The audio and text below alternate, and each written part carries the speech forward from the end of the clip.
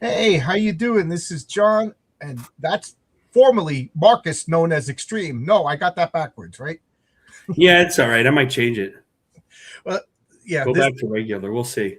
so it. Welcome to It's Clobbering Time, the show that has a different time every week, and I confuse everybody. Now, Hmm. we didn't work any overtime on my job today. I I heard two different stories. I heard it's the owner's birthday, and I also heard it was the anniversary of the existence of my company. So the big wig threw a party, and all the foremen have to go because they want to keep their positions. And Brown, though, I shouldn't say that because I got it. The foremen on my job really are the best foreman I've ever worked with. They're professional. They're good guys. So if Jimmy, if you watch this, everybody but you, Jimmy. But so all the foremen are going. So it's not a good idea to have foremen away and everybody works overtime because it's just going to be a bunch of guys playing cards and leaving early. So I understand why there was no overtime tonight, but there is tomorrow. So tomorrow's Avengers Assembly will probably be at 7 o'clock. So how's that? Any Okay. any news for you, Marcus, that you want to talk about? Well, I think tomorrow at 8 o'clock we are going to start a new show called Drawing Enemies with Omer Glitch, who is drawing friends during the week, and I had made a joke that we should do a Drawing Enemies show months ago, and so that's kind of a replacement of a studio. Okay. So So if Don people is want to serious watch about that, Is Don okay? Is there a reason why he didn't want to do the studio anymore? he doesn't want. Well, he's done. He doesn't want to do the studio because he doesn't want to have all the responsibility of streaming all the time, and he gets worn out. I think I could just say he's done, and I think you would understand without me saying too much more in public. Yeah. Oh wow. he well, the truth is, and it was in public. He it all ended. We didn't show up on a Thursday night. He added a Thursday without telling anybody. And I had streamed with Peter Palmiotti. I had a nice talk with Peter Palmiotti, by the Oh, way, that's good. for like about an hour and a half. And I was going to say, well, I'll just Don half hour, 45 minutes late. No big deal. It's on for hours, right? And it was off. And he just got very upset. Nobody wants to do the studio. I don't want to be there. We all didn't want to be there, whatever reason.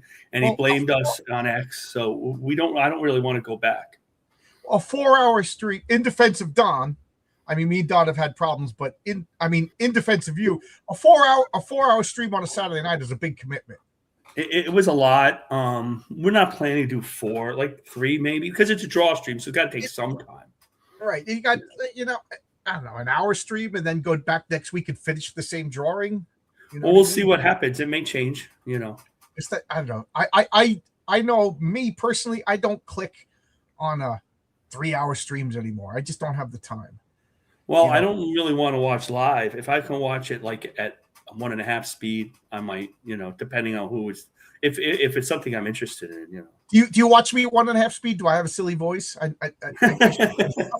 should it's try just a that little out. faster. None of us talk that fast, so 1.5 speed is not a big deal. If you talk real fast, like you can't listen to Ben Shapiro at 1.5 speed, Oh, I can't listen to him at 1 speed. That guy because drives he me talks crazy. so quick, right?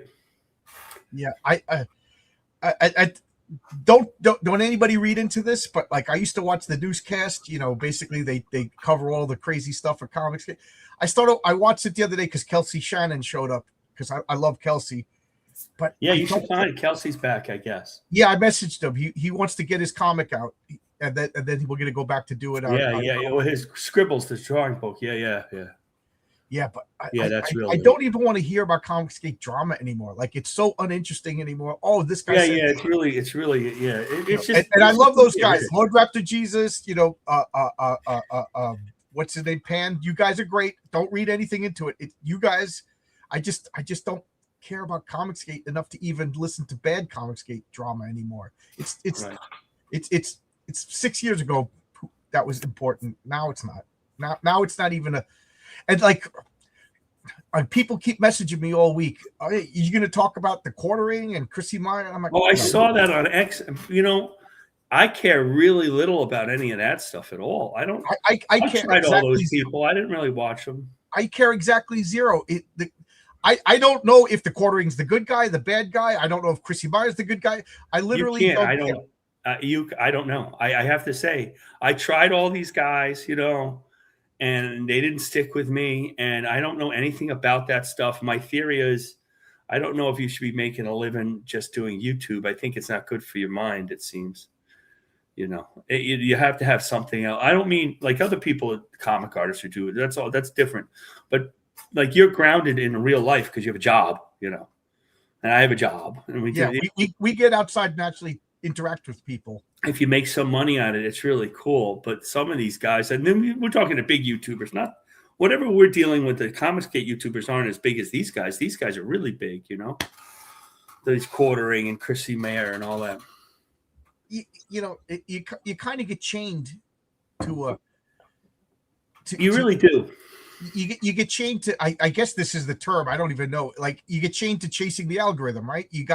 Some of them, yeah, that's exactly especially when you're financially dependent upon it, That's right. Man, I'll tell you this, one thing I am not is financially dependent on YouTube. Like it pays for streaming. No, well, it takes that's about it. They all started these streams when it was a lot easier to become financially dependent on YouTube. Now it's much more difficult. Yeah. I mean, I'm monetized, but I make enough to cover StreamYard every month, and that's good. That's more than I expected. StreamYard keeps going up, so he's doing pretty good. It keeps going up, and they keep changing the buttons, and not everything for the best. But so I invited Chrissy Meyer on my channel because somebody told me she talks comic books. So I was like, okay, she's got a big following. I'll see if I can get her to come. She was just like, no, thank you. Maybe some other time. So that's my only encounter with her. I don't know if she's the good guy. I don't know if she's the bad guy. I just knew that she kind of had something to do with comics. The Quartering, I heard about him about 4 or 5 years ago when he got punched in the face at a board game convention. So I was automatically sympathetic to him because he was just standing around literally talking to the Dice Tower guys who I really like. I really like the Dice Tower guys. Good, wholesome, drama-free board game content if you're into board games. I went to Dice Tower Con 5 years in a row up until COVID.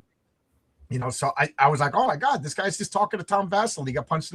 So I was like, okay, I guess I like this guy. Some crazy leftists just went up and punched him, But I watched his content. And I wasn't really into Magic the Gathering at the time. So his content turned into reading the news and right-wing content. He is. When I tried him, but they didn't stick. They were just, I don't know. So that was it. So I don't know. And now all of a sudden people like, you can talk about, why would I talk about it? It's just, it's some guy on the internet, but whatever. This is the most I've talked about. So let's go down the chat. We got Massive Panda over here. How's it going, John? How you doing, Massive Panda? It's good to see you back. I saw a great conspiracy theory about pandas. This might be my new favorite conspiracy theory. Marcus, did you hear about this? That pandas are artificially created? Because there's no Chinese, because like all the other big animals are depicted in art for thousands of years, tigers, bears, but pandas only started showing up in Chinese art 100 years ago or so. So, these gigantic creatures, they had bears, and I don't know if this is true. This is just something that I saw on the internet. So I kind of like the idea of panda bears didn't exist till about 150 years ago, that they're artificial creations. It's a genetic experiment by the Chinese. I don't know. Again, I don't believe all conspiracy theories, but I love all conspiracy theories. They're fun, There's not that many pandas, right? And they're almost retarded, right? They can't breathe. They can't breed. Rather, they can't feed themselves. Every video of them is just like falling down. It's just like they're almost like they wouldn't exist anymore if not for human intervention. Like we are actively keeping the species alive. They're not bears either. Yeah, well, I don't know. Yeah, they're aliens. They're closer to raccoons. Yes, the giant raccoons. This is John's long box. This guy's a jerk, but he has a comic book out. He has 2 comic books out, and he's dangerously close to launching his next campaign. When I say dangerously close, I'm talking. I hate giving an exact date because then people think like I'm doing something wrong. But within a week or 2 of launching the Heroic Tales Christmas special.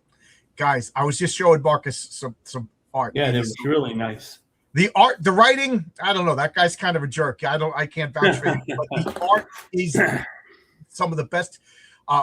Renzo is doing the King Fu story, Blue Christmas, and Andrea Esparza is doing the it was a 6-page backup story because I felt like I couldn't do a 16-page book. So I had this idea for next year's Christmas special. I said, you know what? It's a small idea. I'll put it as a backup. We'll continue the flip book idea. So this is the Patriarch in Christmas Magic. It explains how Santa delivers all his presents, how Christmas works as far as Santa Claus goes. I'm a big Santa Claus guy, as you can tell by my crazy beard. So back it up, and it will change the way you celebrate Christmas. Guaranteeing that Santa will come to your house. This is also the open invite link. So if you want to come in and talk about silly comics that really don't mean anything in the long scheme, other than it's fun, join us. Click on this link. Turn your camera on, and let's keep it as family friendly as possible. And we got Zach Tan over here giving us a blessed day. Marcus, you having a blessed day? Yeah, sure. It's a normal day. I guess so. If you're around, if you're alive, it's a blessing. You woke up, you went to work, you came home. Yeah. What else? We got a new apprentice at my job today. First day in the business. We were like, oh my God, everybody was like protective of him. This Chinese guy, I forget his name, but he's just walking around completely. Marcus, you've worked on a construction site, haven't you? Yeah. And just imagine you're on your first day on a construction site. You don't know where to walk. He's lost. It's fun. It's fun. That Finn says, hope things get patched up. Yeah, I don't want anybody to fight. I listen to my podcasters on 2 times, including 2 times. Sometimes it's pretty fast. Yeah, I don't know. My YouTube watching is at an all-time low. I don't watch that much YouTube. Like if people like Fabrizio Aiello or Brian Bow make a video, I'll watch that right away. But there's like I watch Nerd of the Rings. What's the other one? In Deep Geek. As long as it's Tolkien related, I can't wait. I watch Chuck Dixon every Wednesday when he makes a video. He made a long one today. I didn't get to see that one yet. I meant to see. I only watched half of it. It's about movies, and I try to make lists and watch these. It's about movies. Oh, I'm more interested. Yeah. I try to. I'm trying to watch all these movies that Chuck Dixon recommends, and I'm glad because if he recommends comics, I go out and buy them. So I'm glad this was movies. You might not spend as much money. Yeah, but Ben Shapiro, I can't tolerate him. I just can't. Hello, happy Friday. How you doing, 58 Underground? Good to see you. Hey, we got Phil Diaz over here. Phil Diaz is the physical model for King Fu. So just there you go. How's it going? And that cover for The Man with No Strings #2 looks awesome. I can't wait. Great comic. Everybody check out The Man with No Strings. I got issue 0. I got issue 1. And he put the cover for issue 2. This guy is big comics, banging it out of the park. Agreed, guys. As much as I would love to be...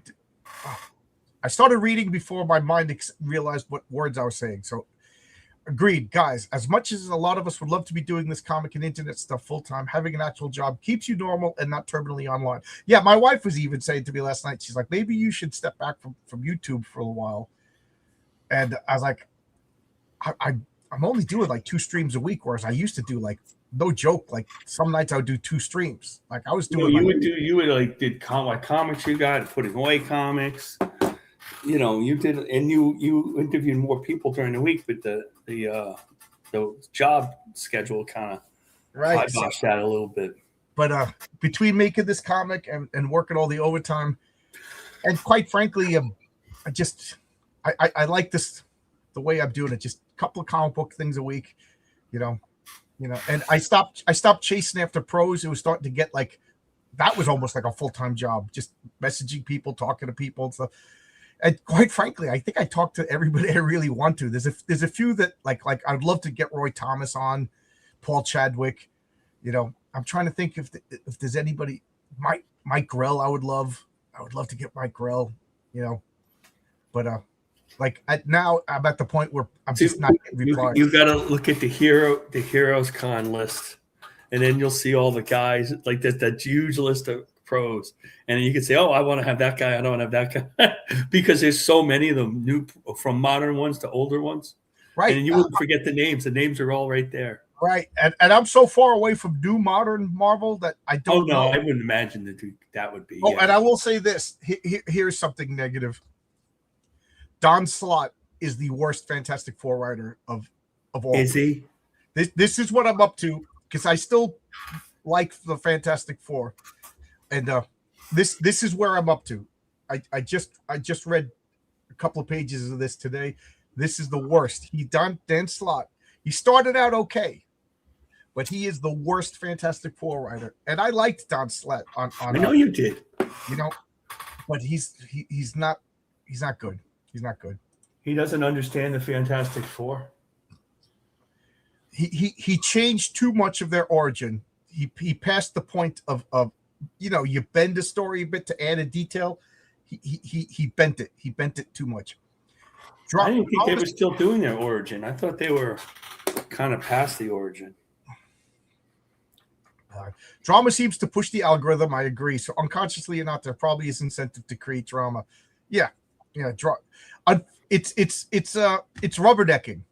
People all, we all do it. It's funny because if I see an accident on the highway, I have an hour drive on the Long Island Expressway. If Marcus knows what it is, I call it the world's longest parking lot. Mm-hmm. So I drive up, and then when I see that there's bumper to bumper traffic, you're going to be. I literally go like this because I'm like, I'm not going to look. I'm not going to look because I don't want to be the rubberneck. Like my wife will look at the accident, and I'm like looking the other way. I don't even want to look. Like that's how stubborn I get. But you can't help it. The damage has already been done. And then you're like, I've already been stuck in traffic for 25 minutes. I might as well look. And then you realize you're just as bad as everybody else. But that's the way I look at drama on the internet. We are hardwired to look at the car accident. It's like Medusa. You don't want to look her in the eyes, but you still do anyway, even though you know you're going to turn to stone. Exactly. Turk Classic says, good evening, gents. Jerk. Hey, Fabrizio Aiello is here. Chinese prisoners inside panda suits from tourism. Fabrizio, click the link. Join us. Yeah, he might have some ideas.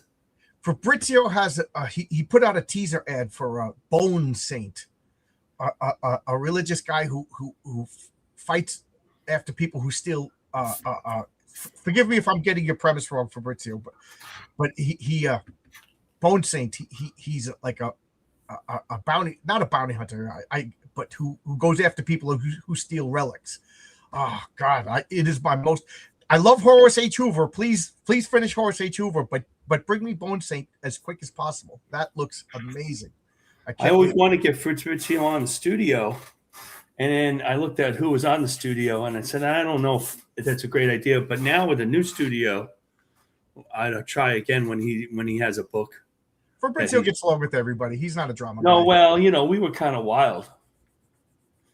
We can't be by definition. We can't be as wild as we once were. Oh, me and Fabrizio are post-tentious. Fabrizio. Next time we do post-tentious, you got to do a post-tentious show. We should wear top hats and a monocle, and say indubitably as many times as we possibly can. I see that every panda has a made in China barcode out. Yeah, yep. Ben, voice actors. Good evening. How you doing? Thanks, man. There are more cool covers coming. I'm sure. Pick up the man with no strings. At the risk of spoiling, I loved. Well, I'll take it back because I'm sure there's some people who haven't read the comic yet, and if you haven't, go out and read. But I love the. Is it a gimmick? Is it a twist? Is it a trick? But the gimmick, twist, trick in issue number 1, I did not see it coming, and it's so bizarre, and it works in a weird way. So good job. Some weeks John would have a stream each day. Yeah, sometimes twice a day. Chuck Dixon inspired me to write. His words have you embrace your ignorance of the subject and just dive in. I email everybody I'm working with today. I emailed Chuck today, and he said, "Forgive me, boss.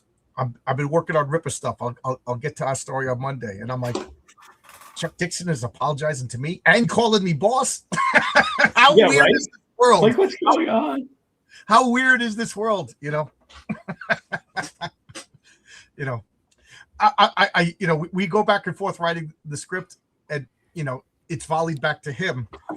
And when I get it back, I wonder how much of my stuff he's like, that's stupid, John, and then change it. And then what are you going to say? No, Chuck? No, you can't do that. So Bones 8 is basically a hunter of treasure hunters. That actually sounds pretty. That's what I think it is. Fabrizio's in the chat. He will correct me if I got it wrong. And it's just right up my alley. And it's so funny because now people are gonna say I'm accused, but I had a story about people stealing. I have a story based on people who are stealing not Bible relics, but like art, like why can't I think of the word now? But archaeological treasures, like stuff that like Indiana Jones, like it belongs in the museum. Like, so I have a story of somebody who goes into Palestine or Israel or whatever, and they literally take artifacts and they sell them for money for terrorism. And I want to have a superhero dealing with guys who are funding terrorism based on selling. Because I read that that's a real thing that Hamas and whatchamacallit, ISIS do. Is they go through Afghanistan stealing artifacts and selling them to private collectors to I believe that. Yeah, so how cool would like the metaphysician? That's like story written for the metaphysician. I appreciate your guys' knowledge of comics. I've never read too much Hulk. What run would you recommend? Marcus, you want to answer that? You have to kind of read the Peter David, Dale Keown, the Peter David, 8-year Peter David, all of it is interesting. You probably have to read a half a year of the regular, like, not the dumber Hulk, the Sal Buscema, Bill Mantlo Hulk, to understand why the Peter David Hulk is so much different. But anything with Peter David, and Dale Keown and Cam Frank after whoever took over after is pretty good too. Gary Frank, that was it. Gary Frank is so good. Gary Frank, yeah. He's such an underrated artist. I mean, people don't talk about him that much. The other Hulk, the Bill Mantlo, Sal Buscema run, that's a pretty good one too in the 80s. That was a good one. The other ones are good too, but they're monsters of the week, so they're just to get the flavor of how they treated the Hulk. You can read a couple of those Herb Trimpe ones. Some of them are good stories, and some of them are not. They're just not one story. They're just kind of monster of the week stories. I'm filling in the gaps by Hulk and read it. So I'm up to Hulk 150. I remember that. Sure. And man, I got to say, from like 100 to like 120 was okay, but like 120 to like 150, the exception of the Doc Savage story. Oh, I mean, Doc Savage. It was just such in and out. Like the Harpy, there were some important things that happened. But then they would just be like, okay, he fights the Beast this week. Like, there's not one more. Oh, you didn't get to where he fight the Beast. Fights the Beast. There's all things fighting Juggernaut. Yeah, some of it's okay, but like some of it's just not okay. Yeah, but and then it gets good again somewhere around like 250. Right before with Mil Mantlo, Sal Buscema. Then the Hulk is a little more of a personality, even though it's still Hulk smash. And they put him in really different situations. Yeah, where I am, it's literally Thunderbolt Ross chasing him it's the same plot every issue. Yeah, and then if you really read the Hulk from that, it's really an anti-military. You got to separate. If you're a big fan of the military, like the Hulk is kind of anti-military, right? So you got to think it's just Thunderbolt Ross being a moron, and imagine how much money he's wasting, American taxpayer money's wasting chasing the Hulk. Right. I think about if you start thinking the real world, that's crazy. But if he was that dangerous, just imagine if the Marvel universe in the comic books was the real universe. Like every general is an idiot and obsessed. Like they're like, oh yeah, well, they're like Captain Ahab. You know what I mean? And they're all. Yeah, a lot of them are like Glenn Talbot ended up to be Captain Ahab too. They all were. Every senator is corrupt and working for like the Red Skull or the Mandarin. Every business owner just wants to conquer the world. It's just how does anything get done in Marvel? But I do like Captain America's a Falcon, and they bring Captain America to the inner city because of a Falcon, and then there's like a BLM type group. This is 1972. BLM. I go, this is just. I'm reading it. I go, wow, this is just like showcase in the essentials. This is just like the BLM. And I go, and the head of the guy is Red Skull. You're like, oh my God. How, it's so weird. It's like the more things change, the more things stay the same. I love that. You better believe in heroic tales. We already introduced the bad politician, Lucius Gay. The bad businessman is Philip Manning. So there'll be all of the bad general. I love all those tropes. There's a reason why they last in comic books. And it depends on the writer. As they became more sophisticated, or like the Hulk particularly, as what book decide they could be more sophisticated, different things happen to those characters. So they're not awful characters forever. There's awful characters sometimes. Right. I mean, J. Jonah Jameson was irredeemable until he redeemed himself. If you go back to the Stan Lee stuff and what J. Jonah Jameson did as a journalist chasing down Spider-Man, he creates the Spider Slayers. I mean, that's some crazy stuff. Yeah, J. Jonah Jameson was one of he created the Scorpion, the Spider Slayers. Did he have a hand in the Rhino also? The Fly. I don't think he had any hand in the Rhino, but he did create the Fly in the 70s. Right. Yeah. He's in that annual. Yeah. He's basically a supervillain. He's a supervillain, right? And he's an unethical journalist. Robbie Robinson saved his butt. That's the only reason why you could read the Daily Bugle. That's why newspapers went away and everybody's online now because of J. Jonah Jameson. So Fabrizio confirms, yes, my description was good. So Bone Saint, he says, I think 2027 is going to be the first issue. And it's set during the 30 years. Oh, so it's in the past too. Oh, excellent. Oh, I can't wait. I'm so excited. Fabrizio, just like he always said, what's your target audience? Oh, my target audience is John's Long Box. That's my target audience.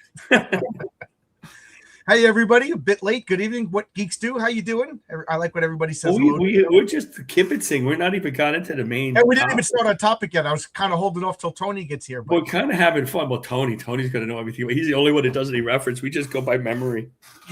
But he knows everything. But, he's not on Twitter, so he only knows the times because I guess he probably don't know. Well, there's only one reason why I'm on Twitter. I mean, other than Pinterest, it's like the only social media I'm really on.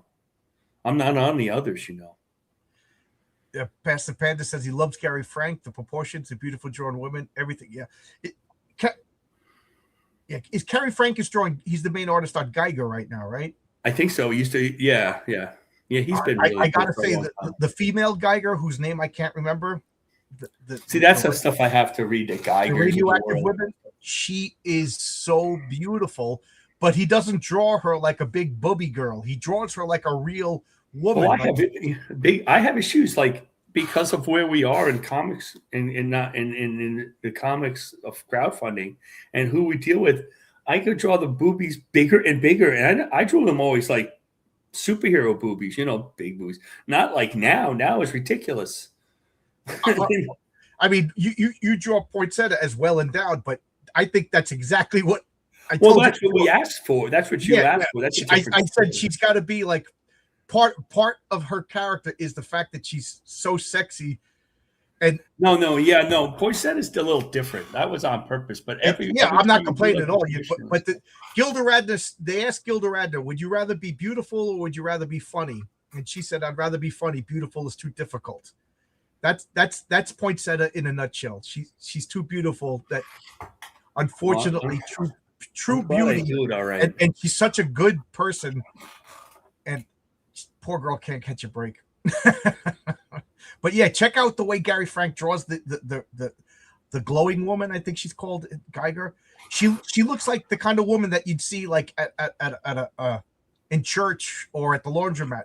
She looks like a real woman. But I just think I find her to be so beautiful, so beautiful. Everybody say hello. Hey, Matthew, how you doing, Matthew? How's everything? So we've been talking for a half hour, and I guess nobody's popping in, and it's just you and me. So tonight's topic is the Crisis on Infinite Earths. I can't believe we're talking. It's like a 30-year comic, and it's 30-year-old comic rather, and it's a turning point in DC Comics history. Till this day, people say pre-crisis, post-crisis. It was a 12-issue series written by Marv Wolfman, drawn by George Perez. Whatever you think about it, it's a great story, and it's amazing art. the purpose of it was to sell more comics, get more people into DC, and to streamline the DC universe. At the time, DC was second banana to Marvel, and the powers that be thought that if they streamlined all of these multiverses into one continuous universe, it would be less confusing. Well, I think it made DC more confusing, but it did get more sales. I think more people bought after Crisis. I think for the short term, at least the short 10-year or 5-year term, maybe it put them more, it separated them more from the Silver Age than they were before. I think it was a success first, but it wasn't a success long term. They would keep fixing Final Crisis, Infinite Crisis, all the other crises trying to fix it. And they're trying to add back all the stuff like the fans got mad that got rid of. Stuff that George Perez got rid of in Wonder Woman or John Byrne got rid of in Superman and Batman, all that stuff. Right. I always thought, well, first off, I want to congratulate Matthew on printing your comic. A lot of people start out to make a comic. Not everybody gets to the printing stage. So good job, buddy. Congratulations, Matthew. Rooting for you. Good job. So there's a whole, the Crisis Infinite Earth has a lot of problems. It was a great story. It introduced me, because before Crisis, I wasn't really a DC's fan. I was looking back before Crisis on Infinite Earth. I was only collected Legion of Superheroes, Infinity Incorporated. My friend got me that original that one, yeah. Mm-hmm. That initial 12-issue run drawn by Jerry Ordway. Oh my God, it is so good. And I love the fact that it was on Earth 2 and it referenced heroes the original DC heroes from World War II. It seemed like it gave the comic a little bit of gravitas. Like, oh, this is the real Batman died in this world, and this is the Superman with graying temples and the original Flash. Like, and these are all their descendants. I really, really like that. So, and for some reason, I also got Batman and the Outsiders, New Teen Titans. So those were the comics that I bought before. After Crisis, I got everything by DC. I became an obsessive person. So when I was a kid in the 70s, we bought all the comics. I had DC comics. I had a friend who had bought DC. So we had Superman and Batman. Up until about 78. And after that, it was all Marvel. And I didn't get very many DC comics at all. And then about right when I started working at Heroes World, they said, "Oh, you got to pick up Batman. You got to start buying some of these DC comics." So right before Crisis, I started buying some of them.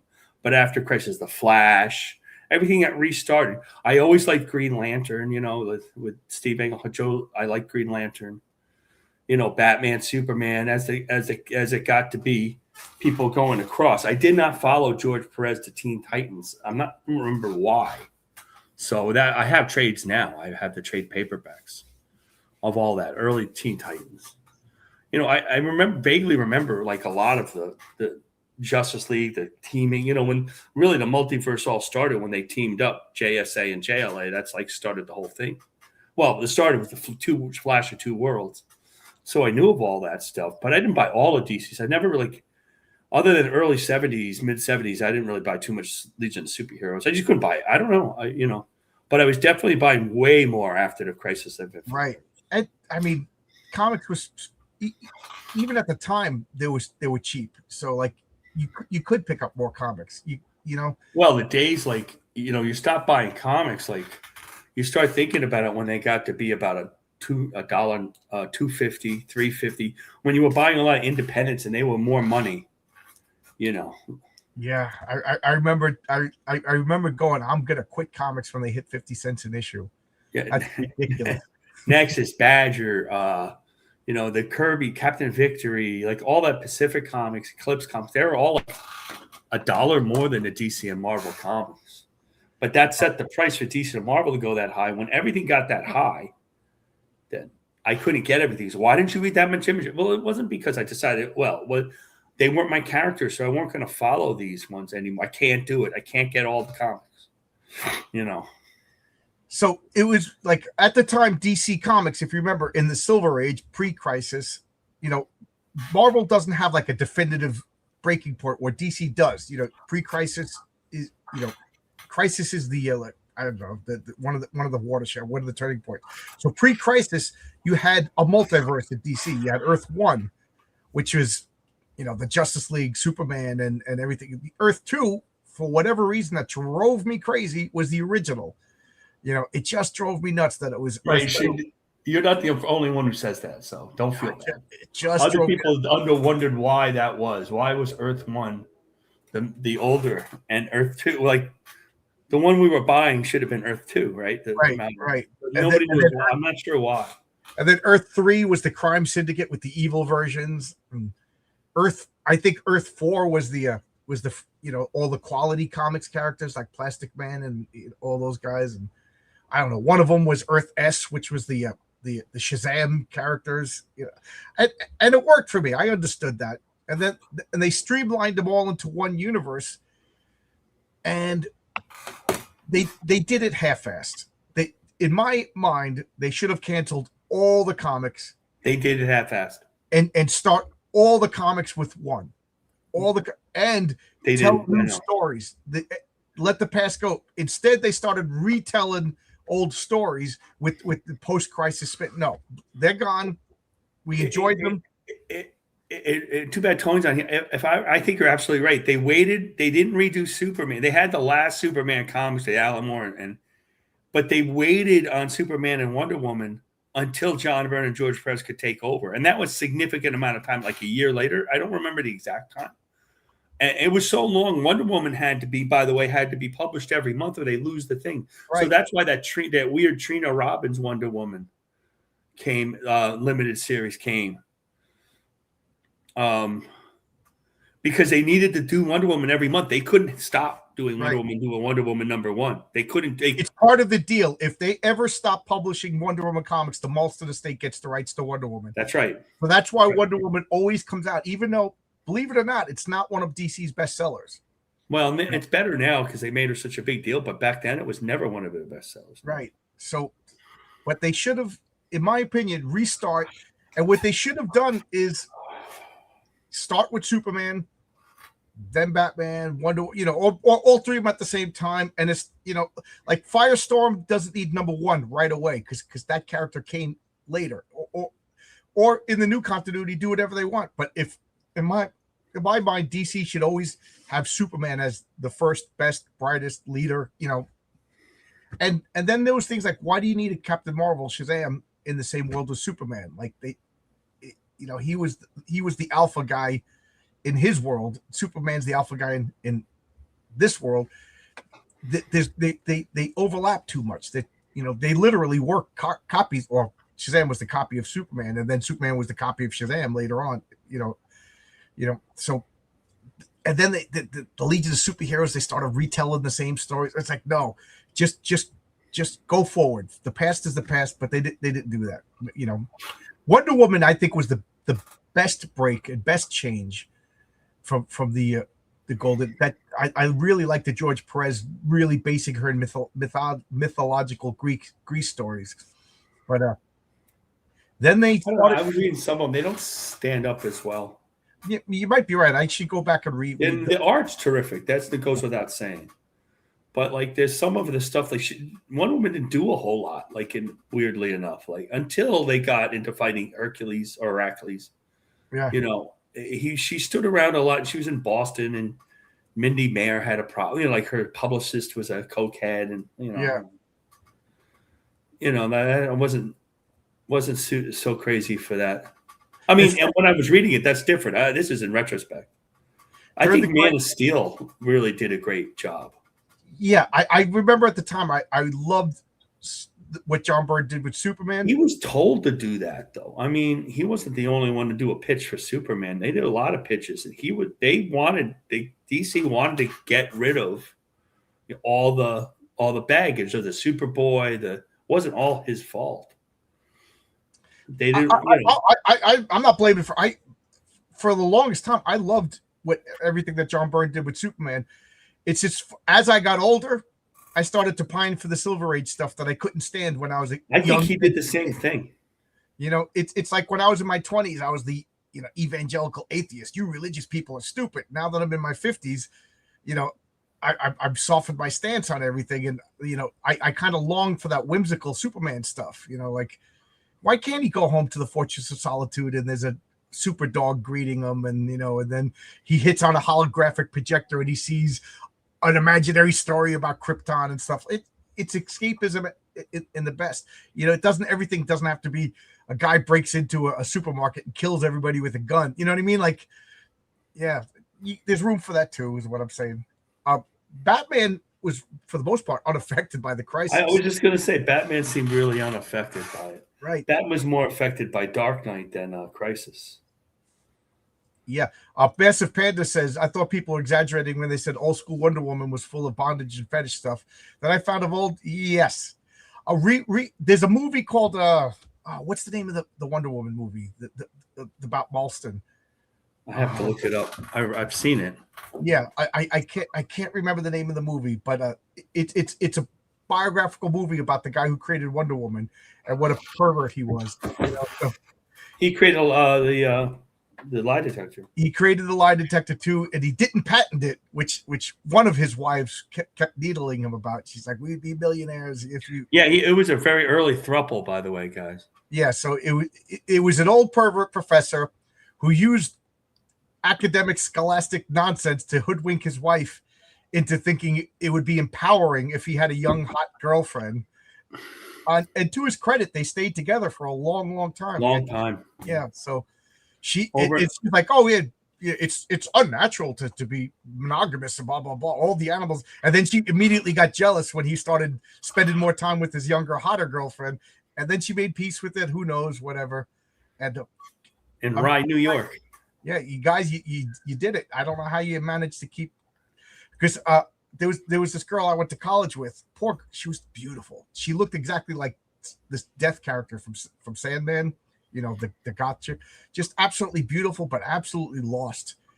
And she would just every week, she's kind of one of the inspirations for Poinsettia. Just beautiful, sweetheart, and just the wrong guy. Every week it was, oh, who's the wrong guy this week?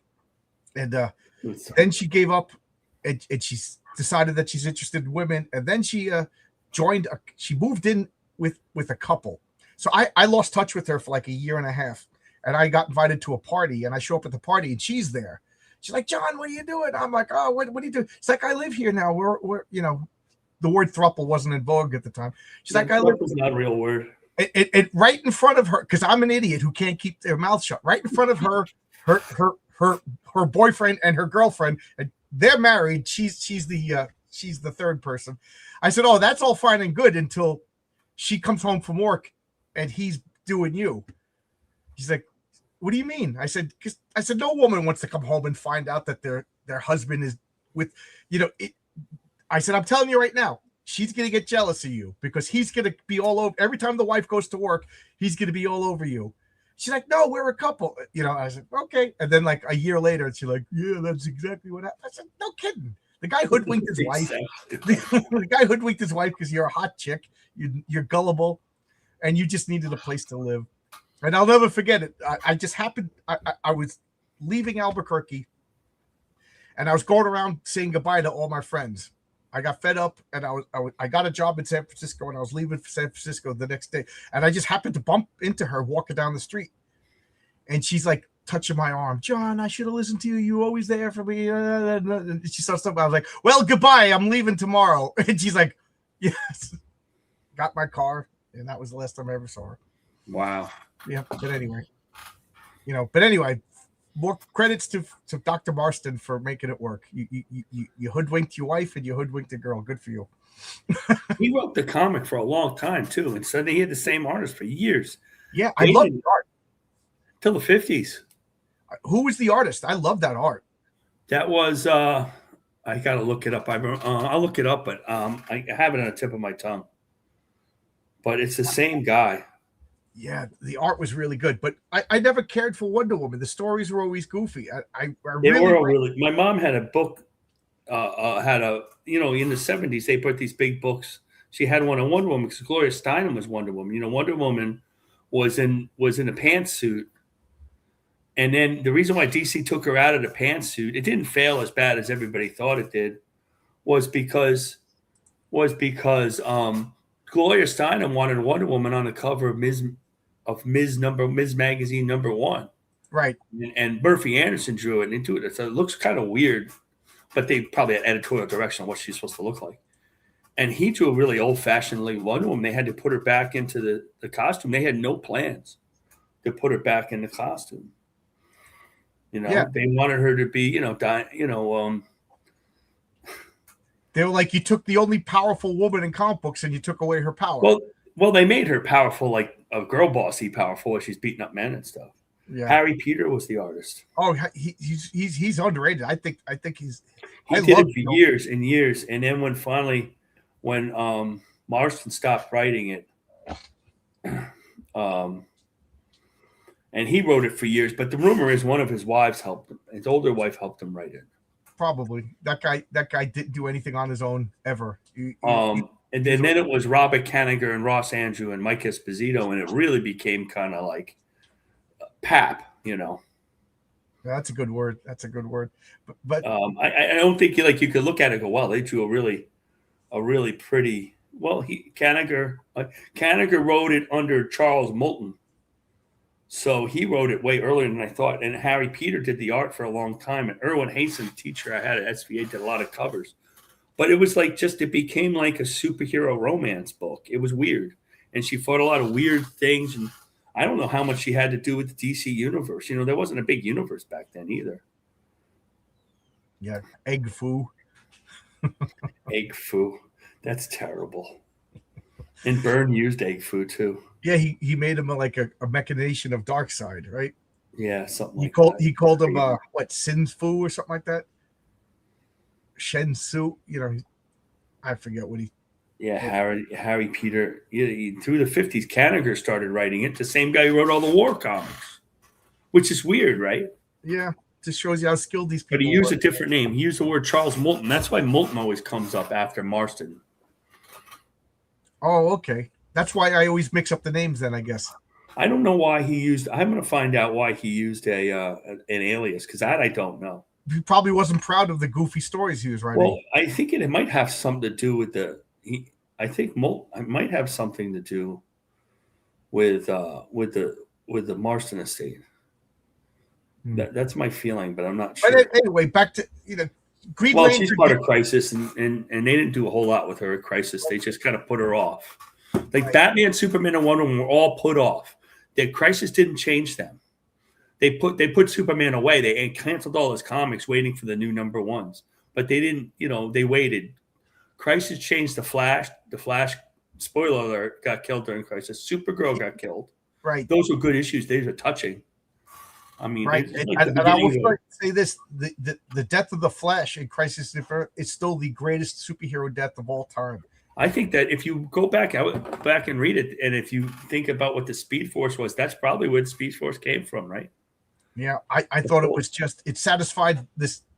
It was a closed loop paradox. I loved it. They did it and Barry Allen was killed for years, like 20 years, like 86, 90. Yeah, he was killed for over 20 years. It was Kyle Rayner. Kid Flash.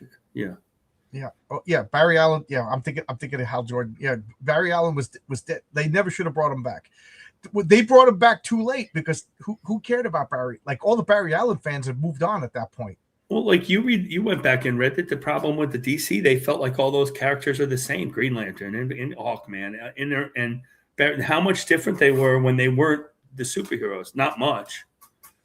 Yeah, but that's the fault of editorial and writing, not the characters. Well, they weren't doing the Marvel. They didn't think of people even buying it over 12 buying the comics. So that's so. So anyway, I Wonder Woman, in my opinion, didn't get screwed. She's one of the few characters that actually got Batman, Superman. Now, Batman Superman a little bit. Like they didn't even renumber his comics. Batman and Detective just kept the same numbering.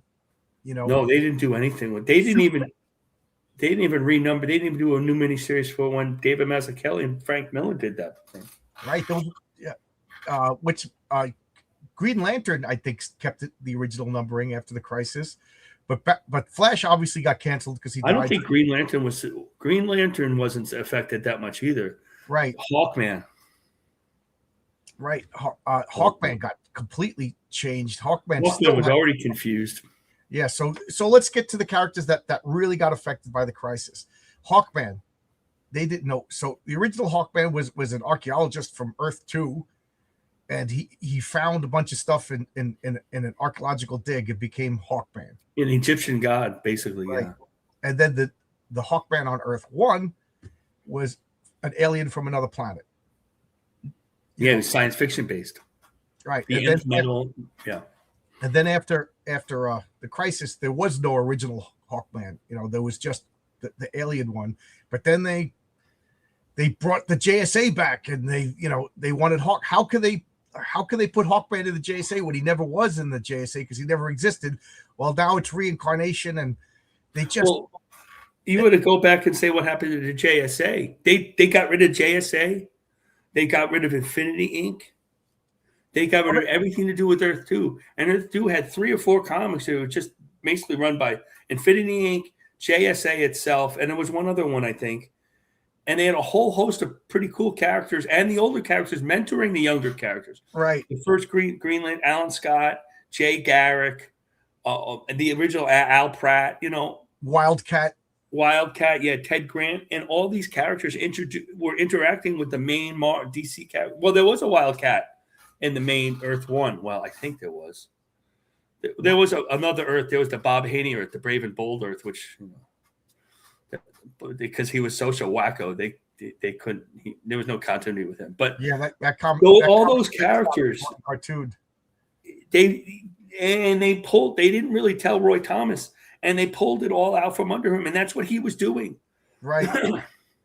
And he had to do a final thing, and they were shunted off into some other dimension because they don't want to kill them because that'd be brutal. And it was a mess. And so then they had the JSA, but Superman, Batman, Wonder Woman weren't part of it, and then Hawkman couldn't have been part of it. But Alan Scott escaped, so he was part of the original. He came to Earth, and then they brought the JSA back. And how do you start the original lineup when almost half the team never existed in the first place? Well, they had to be 70 years old if they brought them back anyway. Right, because they'd be significantly older than the Earth 1 heroes. So I don't think they ever made. Did they ever make another Golden Age Superman? Well, that was it. So Roy Thomas just. Poor Roy Thomas. I never met the man. I never talked to him. I reached out to him a few times to come and talk on my channel, but I get the feeling that he's, as the kids say, on the spectrum, because this guy is obsessed with continuity. I'm obsessed with continuity too, and I can't believe I'm going to say this, but not quite like Roy Thomas. Yeah, tell a good story first. He took a whole issue of the Invaders to explain why Submariner changed his short from black to green. Is it that important? Like in the Golden Age, he had black shorts, but when they brought him back with Jack Kirby, he had green shorts. He changed his shorts. That's gross. People change their underwear once in a while, Roy. You don't need to tell a whole story. He would do things like that, like explaining away costume changes, like you said. Especially when he got older. Yeah. So he was writing a comic called Infinity Incorporated. At Infinity Incorporated, they were the sons, daughters, proteges of the original Justice Society. So there was a character called Helena Trevor, and she was Fury, and I used her in the thumbnail for this. And she was this pretty blonde girl, and she was the daughter of the original Wonder Woman and Steve Trevor. Steve Trevor, yeah, that was cool. Married, happily ever after, had a daughter. She started dating the Silver Scarab, who was the son of the original Hawkman, Kaida Hall and Shara Hall, and they had a son who took this Egyptian theme and became the Silver Scarab. And then there was what's his name, Nuklon, but they finally changed his name to Atom Smasher. I hated the name Nuklon. He kind of escaped, but anyway, when they redid the Crisis, all of a sudden there was no original Wonder Woman. So how could there be the daughter Helena? So that became a character that just they didn't know what to do with. So then Roy Thomas pitched a series called The Young All Stars. I remember that. Yeah, it was a good comic. Now the Young All Stars was. I'll get an image of it while I'm talking. The Young All Stars. Something about the art that I didn't like. You didn't like the art? I thought I loved the art. Oh, but that's back then. I don't remember. I might be remembering something else. You know, It was I Michael think Blair. Mike Bair did a lot of work for that. Yeah. So let's see. Do they have issue number A 1? lot of were attracted to the Infinity Inc. because most of them were designed by Jerry Ordway. Right. And other than having TDS, Jerry Ordway's a terrific artist. Yeah. So And influential to myself, as a matter of fact. And I'm sad that he has TDS. yeah, I love Jerry Ordway's art. I love him too, but I loved his Superman because he was doing Adventures of Superman when John Byrne was doing it, and I loved his because they just looked like classic Superman to me. But this was the series called The Young All Stars, and this comic was supposed to be a fix for the Golden Age, and nobody knows about it today. That shows you how. So that guy with that guy with the wings, that's the Batman analog. It's nothing like Batman. It doesn't work as Batman. So that was Flying Fox. The guy in the back with the white shock of hair, that's Iron Monroe, and he was the Superman replacement. Now Iron Monroe is pretty cool, but Iron Monroe is literally Gladiator from the Philip Wiley book. So it's Roy Thomas taking Gladiator from the Philip Wiley novel, who was the inspiration for Superman, bypassing Superman and then just ripping off the inspiration for Superman and putting him in the book. Kind of a cool character. And then the yellow girl is the original Golden Age Fury, and she's not the original because her daughter, and she was to replace Wonder Woman. And then the guy in the front, I think, already existed, but he was a lesser known character, Neptune Perkins. And then that guy in the blue is Dynamite, and his partner was TNT. You know, I remember them. Yeah, yeah. So he was like the Robin replacement, and it would have worked if they just told stories about it, but it was just fixing continuity, the comic. And the same thing happened to Crisis on Infinite Earths. It stopped telling stories and it started fixing problems. Oh, Brian Murray, yeah. That people didn't know existed because they weren't buying comics from 1938. They were buying comics in 1986. So, you know, but anyway, so then they kind of just forgot about this Golden Age. They brought back all the other Wonder Woman, so now there was no need for this Golden Age Fury.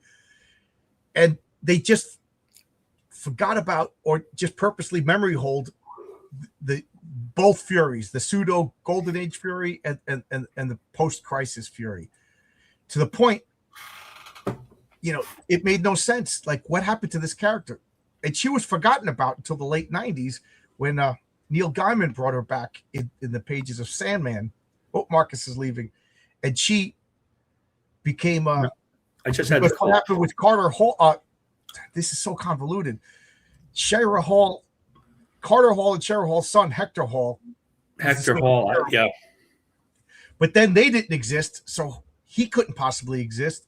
So then they changed him into the Sandman, the Jack Kirby's Dreamstein Sandman.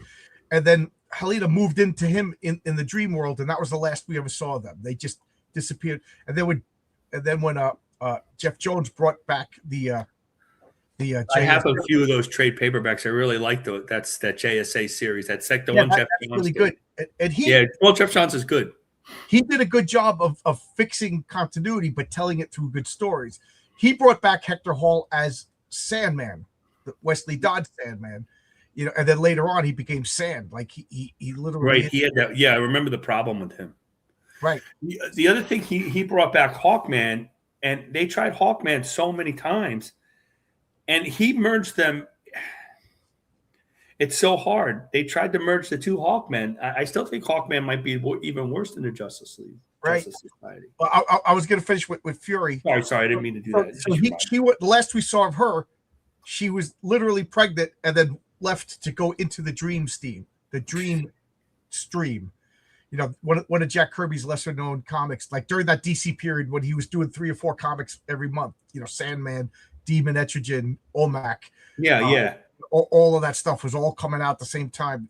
Commandy, the guy was making so many comics, and then they all kind of just fell apart. Yeah, that Sandman. I got a couple of those Sandmen when I was a kid. Yeah, they're really.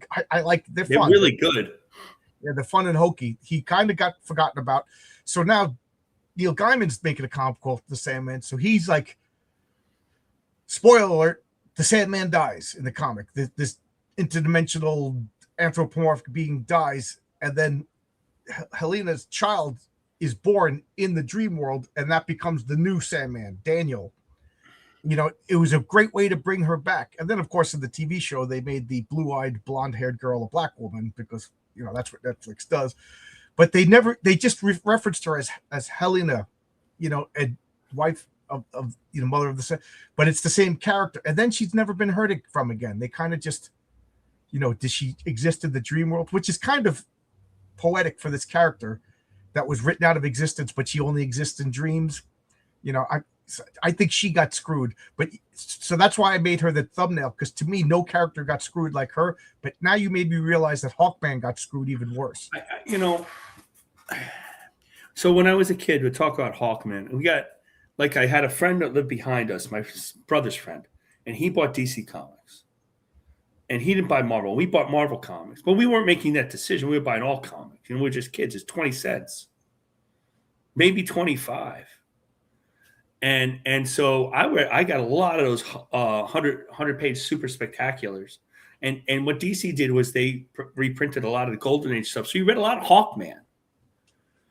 And Hawkman was based on Egyptian god, and he had Hawkgirl, and she was based on the Egyptian god. They were kings and queens, and they were reincarnated. And that was Hawkman forever. When Julius Schwartz, I just saw a clip on X. There's a guy who writes all these clips. And Julius Schwartz wanted to remake all the characters, but he wanted them to be different. He didn't want them to be the same. So he brings back Hawkman with Joe Kubert drawing, coming from the planet Thanagar. And it was the previous Hawkman was Carter Hall. Well, this was Kator Hall, Hall to Hol, the same pronunciation, and Sharira Hall, almost the same names. And they ended up there in their civilian identities. They were curators of museums, so they had access to all the old weapons, just like the Egyptian Hawkman did. Right. But they looked exactly the same. Like the Right. Flash and Adam and Green Lantern. Adam was really different. And Green Lantern all were different, had different costumes. These had the same costume. The bear shirt, the cross thing, the giant wings, the helmet, the hawk-like helmet with the first with no wing, no ears, and then with the ears when they went back to Thanagar, became lieutenant or captain or something. Yeah. They were police officers in Thanagar. And then when Crisis was done, and that's the way it was. It was the 60s one, and that was the Earth 1 and Earth 2. And then when Crisis was done, there was no Earth 2. The 40s Hawkman was gone, and they didn't reconcile it. They tried to merge them together as one person. Now he's reincarnated over and over and over and over. He's been alive hundreds of thousands of years, 100,000 years. And is always searching right now. I think he's always searching for Sharira, and she doesn't even know him. Like in the JLU, they did an episode of that in the Justice League Unlimited, which is exactly, but it was completely confused. And to make things worse, they had Tim Truman redo the whole thing and call it Hawk World. I bought that graphic novel. It was a terrific comic, right? Yeah. But it redid the whole thing again. Yeah, it was a third version of Hawkman. It was like this warring, and Thanagar's a warring, almost like they were the Kree. They were going across, and they're grabbing other planets. And it is a really like hard. He was still a police officer, but he was really hardcore police officer, a different person completely. And then they started a comic of that with Graham Nolan and John Ostrander. Again, it's a good comic, but it's not Hawkman, the same Hawkman. Then somebody decided that Hawkman wasn't any good, and they brought Hawkman back again. Right.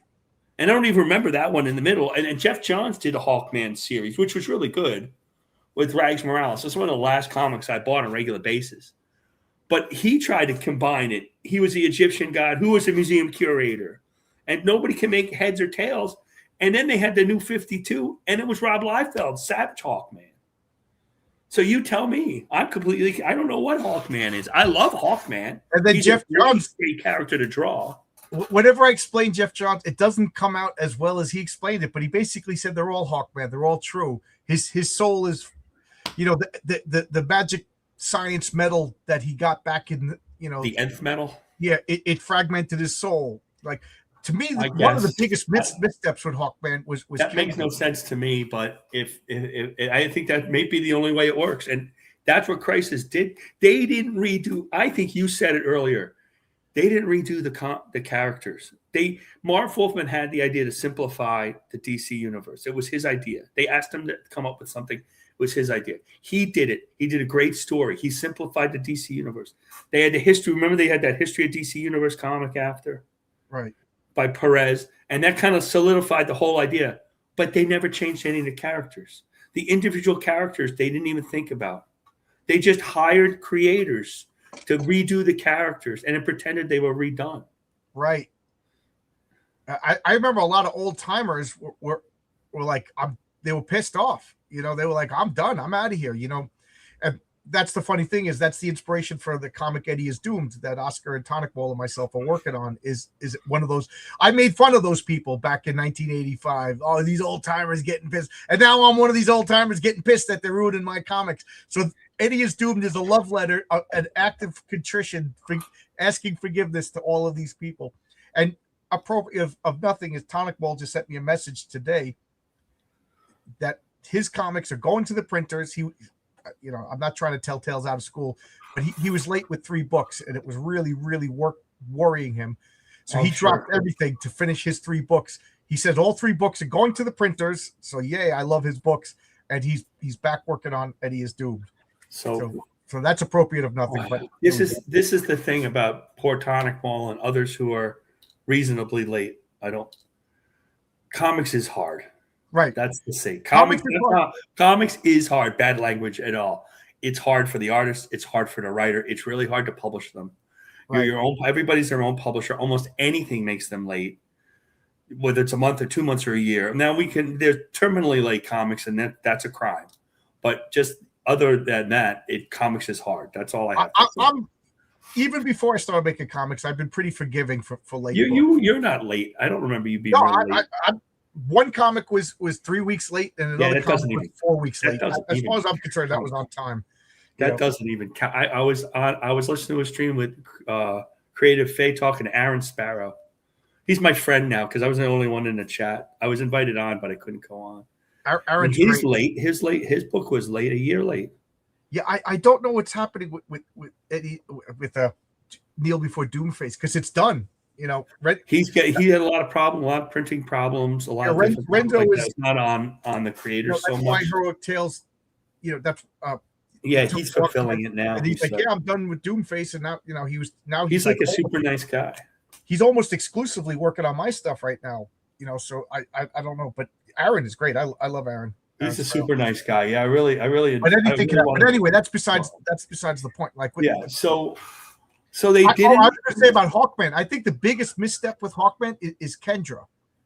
They introduced another Hawkwoman, and she was a teenager, and Carter Hall just assumed that they were going to fall in love, and it was creepy. It was like a guy. Yeah, because she was too young. Yeah. Yeah, they made her too young, and then because I guess they wanted her ethnic looking because she's like an Indian girl or something. Some sort of Middle Eastern. I think Indian is what she's supposed to be.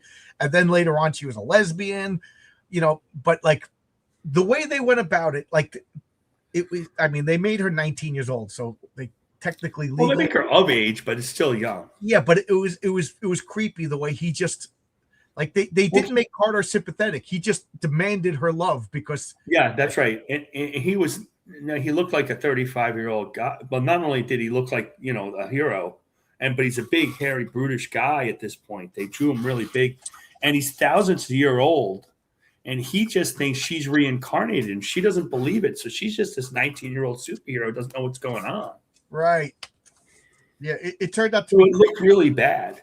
Yeah. Yeah, I always liked Hawkman. I always liked that brutish superhero thing, but they just made it.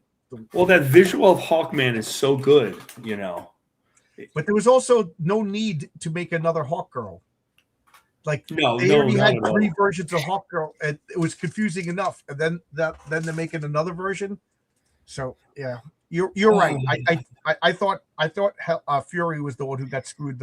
At least Fury had kind of like a happy ending.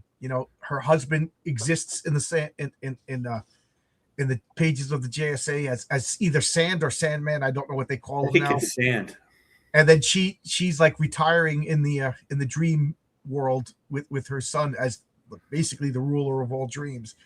Hawkman Jeff Johns just basically said all of them are true. He's all of them. Like That's the best. I think thinking about that, that's the best way to do it because there's no way to reconcile all those. If people want to be reconciled at all, in theory, they don't really have to be. It's comics, right? But right. the fans do want them reconciled, and the creators too. That's how people think of comics. Yeah, I love what he did with Power Girl.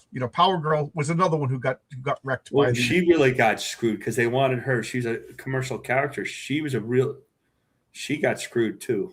Right. She was Supergirl from Earth 2. And right. And because they decreed that only one Kryptonian, so Supergirl doesn't exist. So what do they do with Power Girl? So they said that she was an Atlantean. If you remember, they tied her into that character. I remember that, yeah. And they made Arion kind of creepy in that story too. He was like demanding loyalty to Power Girl. I think the character has, because that Arion comic wasn't that bad. It was a pretty good comic. No. And then in the pages of Supergirl, there was like a limited series where she had that belt that was the same symbol as. They made Arion really creepy. I didn't like that. And then Jeff Johns just said, yeah, she's the sole survivor of a universe that got destroyed. Satisfied everybody. I thought that was great. Well, they used Power Girl. She was in the Justice League Europe. Yeah. She got that terrible costume.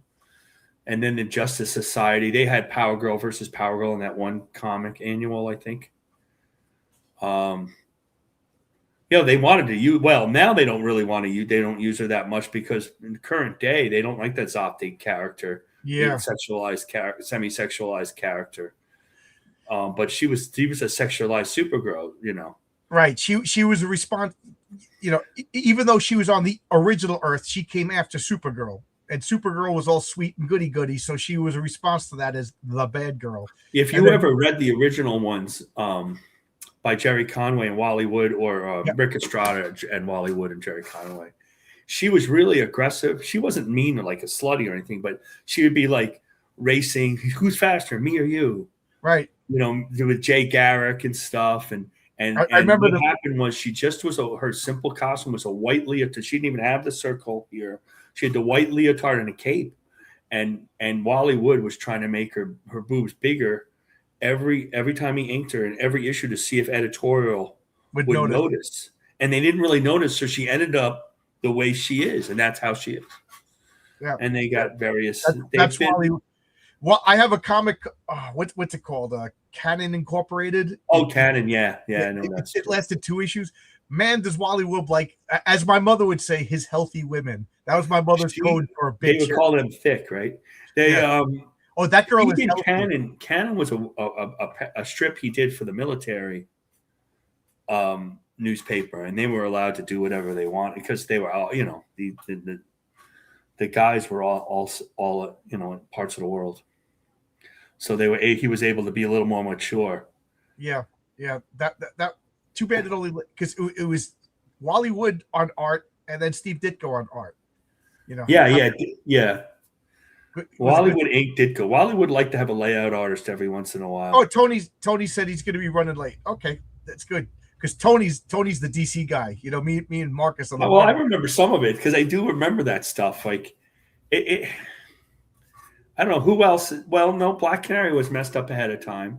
Green Arrow, they waited till Mike Grell redid Green Arrow of a more realistic Green Arrow, which they were moving towards anyway. And Green Arrow somehow became right wing because Mike Grell is more right wing than most creators. Although I wouldn't know creators right wing.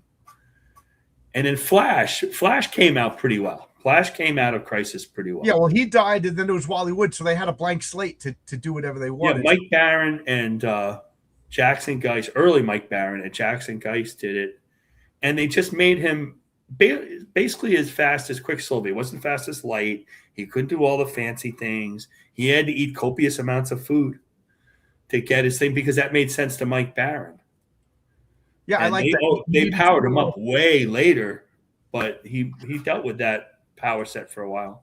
Yeah, I remember that. That was one of the first times I remember Mike Barron's name. It's funny because since meeting Mike Baron, or chatting with him, if that's considered meeting, I went back and I was like looking at his I'm like, oh my god, he wrote a lot before I started paying attention to names and stuff. I did meet Mike Barron. I had dinner with him. Oh, cool. It was with a group of people. It wasn't just me and Mike Barron one-on-one, by the way. But we didn't talk about comics. We talked about music. Yeah, you could talk to. I say that, Mike, you should come on. We'll talk about music one night. And he's like, okay. But so Hawkman, yeah, Hawkman kind of got screwed. The Justice Society got screwed. But my biggest problem with the Crisis in Earth is they undid it, and it seems like it's funny because I would like to, if somebody made like a chart, like a visual chart, because Crisis in Infinite Earth would be this like the focus of the earthquake, and then what was the next one? The next resetting. What was it? It was Final Crisis, Infinite Crisis. Right. Like every one of these like shockwaves, like it took 10 years for the first shockwave, and then it seems like every 5 years DC just reboots itself. They're still doing it. Right. And it really made me think, who cares? There's like if you think about it, you watch Bugs Bunny. Every episode creates its own status quo, and you don't need to watch the next one. After a while, like you just watch it when you watch it. You know what I mean? Like The Simpsons, every episode restarts the status quo. They don't age. There's no long storylines. It nothing really matters. They kill Kenny and then they just bring him back, kind of thing. Right. And that's what DC is now. DC is now what it didn't want to be. Remember, when Jim Shooter was saying that they didn't want to do continuity. Every issue was just its own thing. That's kind of how, except DC, like their continuity 3 years and then they reboot. Like I left DC at the New 52. I'm like, I don't care now. They're restarting again. This is a good jumping off point. And like Marvel, to its credit, hasn't really restarted. They kind of do soft reboots, but they never really just threw everything out and started all over again. Exactly. As far as I know. But although Dan Slott came really close with redoing the Fantastic Four's origin, read it. It to me, it's just I'll have to look it up. I'll have to. They changed. I don't understand. I mean, even when that's going to a different character, but even when they did the Reborn, they modernized the captain. The Jim Lee did they semi-modernized the Fantastic Four, but still wasn't that much different. I gotta say, as controversial as this sounds, I really liked the Heroes Reborn Fantastic Four. I liked that people liked it. I thought it was the best of the Heroes Reborn, and that Heroes Reborn should have been the model for the DCU movies or the MCU movies. Everything was tied to Galactus. The Fantastic Four were echoes of the four heralds of Galactus. That was brilliant. The Mole Man was like inhuman technology and everything. I just love that they tied 30, 40 years of Fantastic Four continuity. One day I got to go back and look at some of that. Like Walt Simonson wrote the Avengers in that event, Weird Avengers. Yeah, that was terrible. And I had the books. I don't remember reading them past issue 6, but I had, like, just like you, I was buying everything. Right. And they were Avengers. I had to get the Avengers, right? But I didn't like the art, and it was just a mess. The worst, by far, was Rob Liefeld's Captain America. He's still paying for that. That was terrible. Oh, it's embarrassing. God. Talk about phoning it in. I don't blame Chuck Dixon for pulling his name off of it. Rob never admits to phoning it in. Yeah, that was terrible. But you know what I'm saying? Heroes Reborn, I thought, was a bad idea, bad execution, but the Fantastic Four one came out pretty good. Like it would have been. Yeah, I think that was the best one. Yeah, it would have been a good like alternate take on the Fantastic Four. But it was a weird. It was that hurt DC a lot. I mean, that hurt Marvel. A lot of people quit Marvel over that. The weirdest thing, because the Cap, they would think, well, these are the really dead. The Iron Man. I mean, I can't think of all these books not selling. Iron Man, Avenger. At this point, they all were sellers at one point, and Cap was on a high because they had Wade and Garney do Cap, And it was way before we knew anything about Wade. And he understood one thing about Wade, he does understand most of the characters. And Garney was terrific. And he really had Cap's voice well, and all of a sudden it was over. And when they brought them back, it just wasn't the same. Right. They still did good comps, but it wasn't quite the same as it was before. And they cut that Cap. It was a shame. I mean, Grunwald ended Cap with that ridiculous thing. We had cancer and stuff, and Wade figured a way to bring him back. Wade may be a weird. I'm giving Wade a little bit more slack in these days after learning the way other people who hated him are, but he's still not my favorite person. But he is a good comic book writer. I heard that he leans on his artist a lot more than we think, but that basically Kingdom Come was like an answer to Crisis 2. But that was the Kingdom Come and Marvels. The guy who had the idea for those was Alex Ross, and he had to. I was going to say, I think Alex Ross deserves all the credit for Kingdom Come, and I think Mark Ward, Matt, what he gets a little bit too much credit, but I think that's mostly Alex Ross with Mark Wade probably just doing dialogue or something like that. And I think that Busiek teamed up. It was much more of a team up between them for Marvels. But that's a different. How you doing? Thanks for popping in. Oh, I haven't seen Hero Darkly Dark in a while. We've been doing these auctions, and I have his. I drew his character, and I still have the artwork here. Oh, cool. What's the name of his character? Oh, I don't remember the name. Oh. I don't remember the name. We did this early on. Let's see. I have in my. There it is. I keep taking it in and out of this book I have.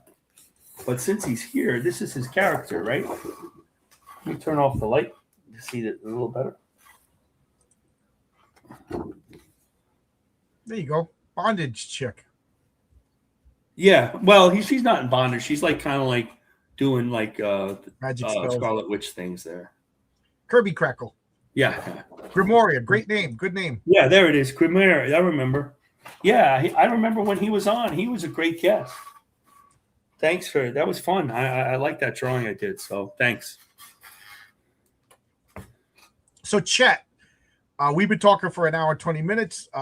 If Tony shows up, the show will go on. But if he doesn't show up, we'll start winding down. So Tony, but because I'm working tomorrow. But anybody you think got shafted in the Crisis of Infinite Earths? Any Crisis information? Oh yeah. First off, let throw in ideas in the chat for next week's episode. I have no idea what I want to talk about next week, but I was thinking about DC Comics. This may sound weird. This may sound like a Grant Morrison type of thing. Remember, he was trying to do Hyper Time. Do you remember that? Yes, I remember Hyper Time. I don't remember. I couldn't tell you if I could explain Hyper Time. No, I think Hyper Time. Everybody got excited about it. They did all of these little spin-offs about it, and then it was like a comet. It came. Yeah, they were trying to fix it. That was one of the ways they were trying to fix this mess. That was one of the things that Hyper Time was saying, that everything exists. Everything's there. And I kind of believe like that. So here's my solution: that DC Comics, the DC universe, is a matter of perspective. All of these universes still exist. But what happens is it's almost like the focus changes. Like right now, I don't know. It's just like there's a stream of all the DC universes, and the comic book reader is focused in right here. And every couple of years or something like that, it shifts to another focus, and that's the universe. That's the DC. This is the New 52, but somewhere like they got to introduce a story where they learn how to control the focus, and look, there's the original DC universe, and those stories still exist. It's just that our perspective has changed, the frequency of everything has changed, and now almost like DC, their concept was on Earth 2, all the Earth 1 stories were from another dimension, and they transmitted through comic book stories. So just play with that. They still existed. It's just what we are focused on right now. But change the focus, or change the the dial, the frequency, and now you could get. So they all existed. They're all continuing. Whatever, they still exist, and bring them back, because at this point everybody and their brother is familiar with the multiverse, to the point the multiverse is old hat. Marcus, your grandmother knows about the multiverse now. Oh, we got a comment here. Don Draw Stuff. We were just talking about the studio. Hello, Marcus. Hello, John. John, all's forgiven. New leaf turned. I'll get your commission done and see you as soon as I can. Be well. God bless, Marcus. It's funny. I'm sorry, Don, but I read faster than my mind picks up things. So I read that in my mind as Marcus, you're my bride. I was like, what is going on? Oh, I don't know about Good that. to see you, Don. I'm wishing you well. Hope everything works out for you, Don. Good luck, buddy. How's everything? I hope the mold goes away. I'm not a grudge guy, and I don't care about drama anymore. CG doesn't exist. Who cares? It's going down the drain right now, and right now all those little dirt is going really, really fast around the drain. Who cares? It's about comics. It's not about faction. But anyway, I think, like, I don't know. Like, is there room to publish other lines in DC, or is like DC too far gone? The answer to me is no, because there's just not enough fans anymore. Like, does anybody care about if they? Let's bring back the post-crisis universe. No, let's bring back what fans are left. They're so different. I mean, 85 is a long time ago now. I know. Go 85, 75, 65, 55. 1955 was 30 years. Like, right. Crisis, we are as far away from Crisis Infinite Earths is when Crisis Infinite Earth came out as original Golden Age DC. Yeah, or when the Silver Age started, right? Like when the Flash of Two Worlds came out. Right? Yeah. And we don't, since we're living it, we don't think it's that long. And also, you go back and look at it, and they keep reprinting Crisis on Infinite Earths, because George Perez has the modern sheen on his work. It doesn't, that artwork doesn't necessarily look that old-fashioned. I mean, it's not Tom McFarlane, Rob Liefeld, but it's not old-fashioned like, say, Kurt Swan and Stan K in 1955, which really looks older, like old-fashioned. So it stays kind of relevant. It's weird. I don't know. I it's funny because now, like, there's so many comic fans today that never even read the Crisis, don't realize it was a big deal. Not at all. They could do. That's the other thing. They could do whatever they want, because the people that remember the Crisis are 60. I'm 60 years old. Crisis came out when I was in college. How many people you going down to 50 were in grade school, or middle school? Like, what is their readers? How many readers and how many people read before these days? I'm not wondering. They always say, the world didn't start yesterday, but for comic fans, it kind of does, right? Not everybody goes back and reads things from the Golden Age or has history. Wonder Girl. Yeah, that's a good point. Thank you. I was going to have an hour, and we could have a whole show on Wonder Girl. When we were talking about Power Girl, I was going to bring up the Huntress, but then I distracted myself. But yes, the original Huntress was the daughter of the original Batman and Catwoman. I remember that. On Earth 2, which is the first Earth, which, oh my God, it hurts me to even say it. It ruins my my anal retentiveness. But that Batman married Catwoman and had a little baby, Helena, and that girl became she was Helena Wayne, Huntress. And when they redid the Crisis, she didn't exist, so they kind of made her, what was her last name, like Barticelli or something like that? Yeah, they made her like a daughter of a mob boss, right? Yeah, she's one of the few characters, in my opinion, got better. That's probably, people liked her. Yeah, she got in my opinion, I think she became a better character, because getting it, not only was she tied to Batman, but she was like, like Power Girl was Superman, and she was they were Batman and Superman team up on their planet. they were like a new stand-in for because Batman was dead on that world, so she was Batman, of that world. That's right. I like that she's her own character. That's kind of like a vigilante. She's kind of like a, what's the word? Like Batman didn't like her, didn't trust her, thought she was a loose cannon. Yeah, no, she was rough. Even on a TV show, she was a rough customer. A little too violent. Yeah, she used the crossbow and was a lot of anger. Yeah, I thought she became a better character.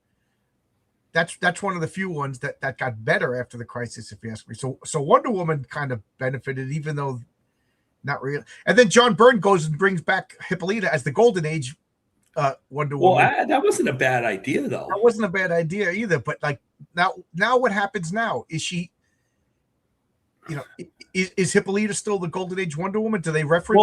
Well, right today, I have no idea. Like in modern DC, I don't know. But bringing that wasn't a bad thing where she was Wonder Woman during World War II, and right after she went back to the island Themyscira, right. And then there's the modern Wonder Woman.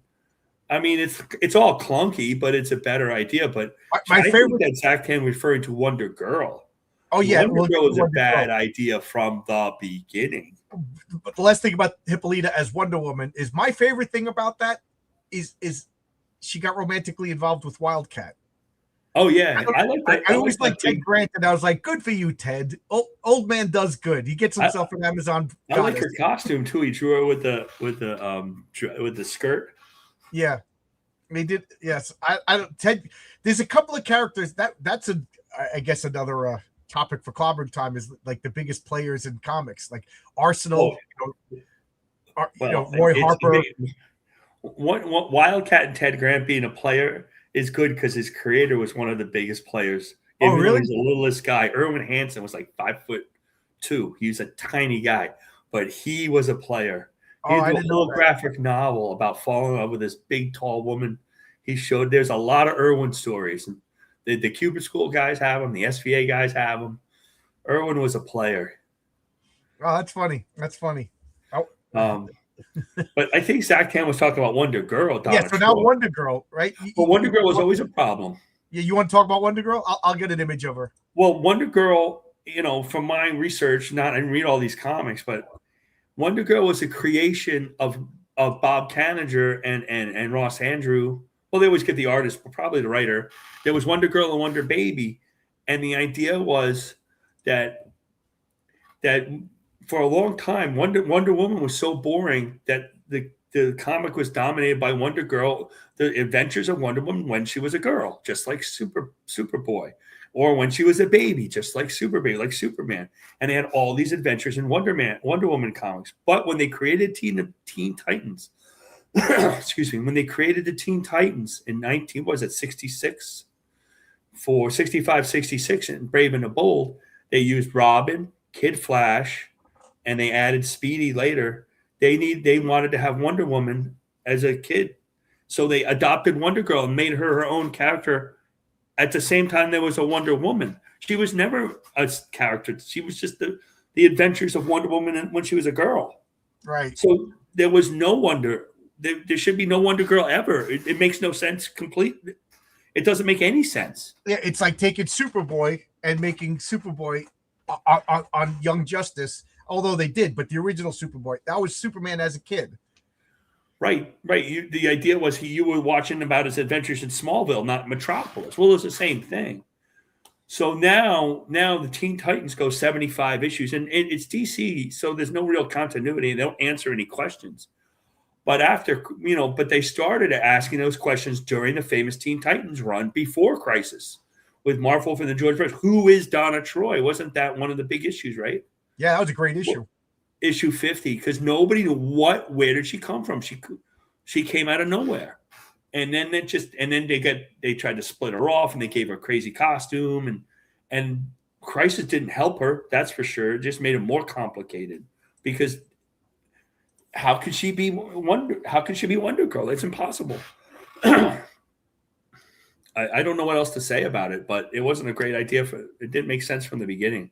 Right. And then after the Crisis, they got rid of the original Wonder Woman. So where did she come from? And then they turned her into a Dark Star, and then she was Troya. Then she was, Well, the problem with Crisis is that the original Wonder Woman, when Greg Potter and George Perez brought her back, they brought her back like that was the first time she ever showed up in the United States, and it was in Boston. She didn't show up in World War II. She didn't show up in the 60s. She showed up in 1985, 1986. And then she got that her friend, the professor, I forgot the professor's name, and the professor's daughter. And that was the original Wonder Woman. Who was Wonder Girl? Wonder Woman was only like 25 years old when she was that's you know, and she was kind of Wonder Girl. And then to complicate things, that was Professor Sandsmark, and then her daughter became Wonder Girl, and now there's another. Well, that was the Byrne thing, and Byrne's Wonder Woman is Byrne's Wonder Woman, you know. And hello, Tony, how you doing? Good to see you.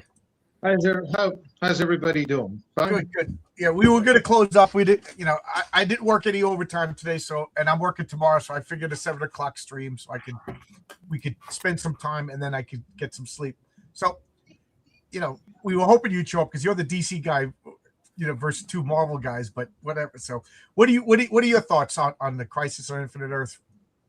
It ruined everything. It ruined the Justice Society. It ruined the Justice League. It ruined Green Lantern. They wanted to ruin it. I understand. That was the point. I understand. Look, Marvel was better written in the 60s. Marvel ruled the Silver Age. So because of that, Stan Lee had continuity. That was one of the things you have to give Stan. He was the creator of continuity. DC had a loosey-goosey continuity. It was there. It wasn't solidified, but there were rules. There were references to older stories. But apparently somebody, probably I don't know who if it was Mark Wolfman's idea or not, but somebody over there in DC decided, let's trash 60, 65 years of continuity. It was Mark Wolfman's idea. And it was the most, I don't mean to say the word, I'm sorry, it was the most retarded thing that DC could have done. They wanted to make it simpler. You can look at the Wikipedia, and it just said they didn't want to have the multiverse anymore. And I think I think he was tasked with the job. I'm not sure it was completely his idea. I don't want to call him along. He just had his 90th birthday, It ruined a lot of characters. So many characters, but I'll talk about one. I'll talk about one that didn't really wasn't ruined. The character he wasn't ruined, but it just sort of Jason Todd. Jason Todd is what I call Jason Todd was like a walking abortion, essentially. Well, they didn't like Jason Todd. No. When he was created pre-crisis, essentially it was Dick. It was the original Robin's origin story in a circus, and I'm here. Okay, cool. He was originally a circus performer, and then it was weird, right? He had red hair, and then Batman forced him to color it black, and then that was the thing. I remember that. And then after the crisis, he was a little thief that tried to steal the wheels. I got that issue. That was a terrible issue.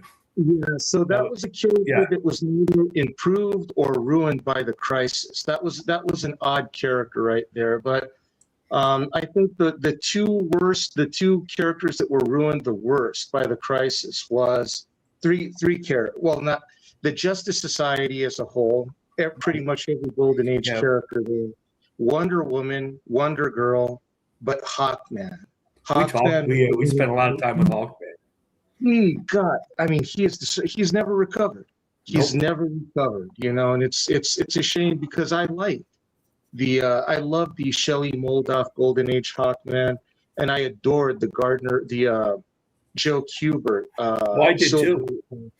And so it's a shame he never really. They were trying to simplify things, but by simplifying things, it was like, we're going to buy this house. It's an old house. But rather than carefully, little by little, replacing things from the top from the bottom up, we're just going to demolish the whole damn thing, and we're just going to rebuild the house, but we're going to do it haphazardly.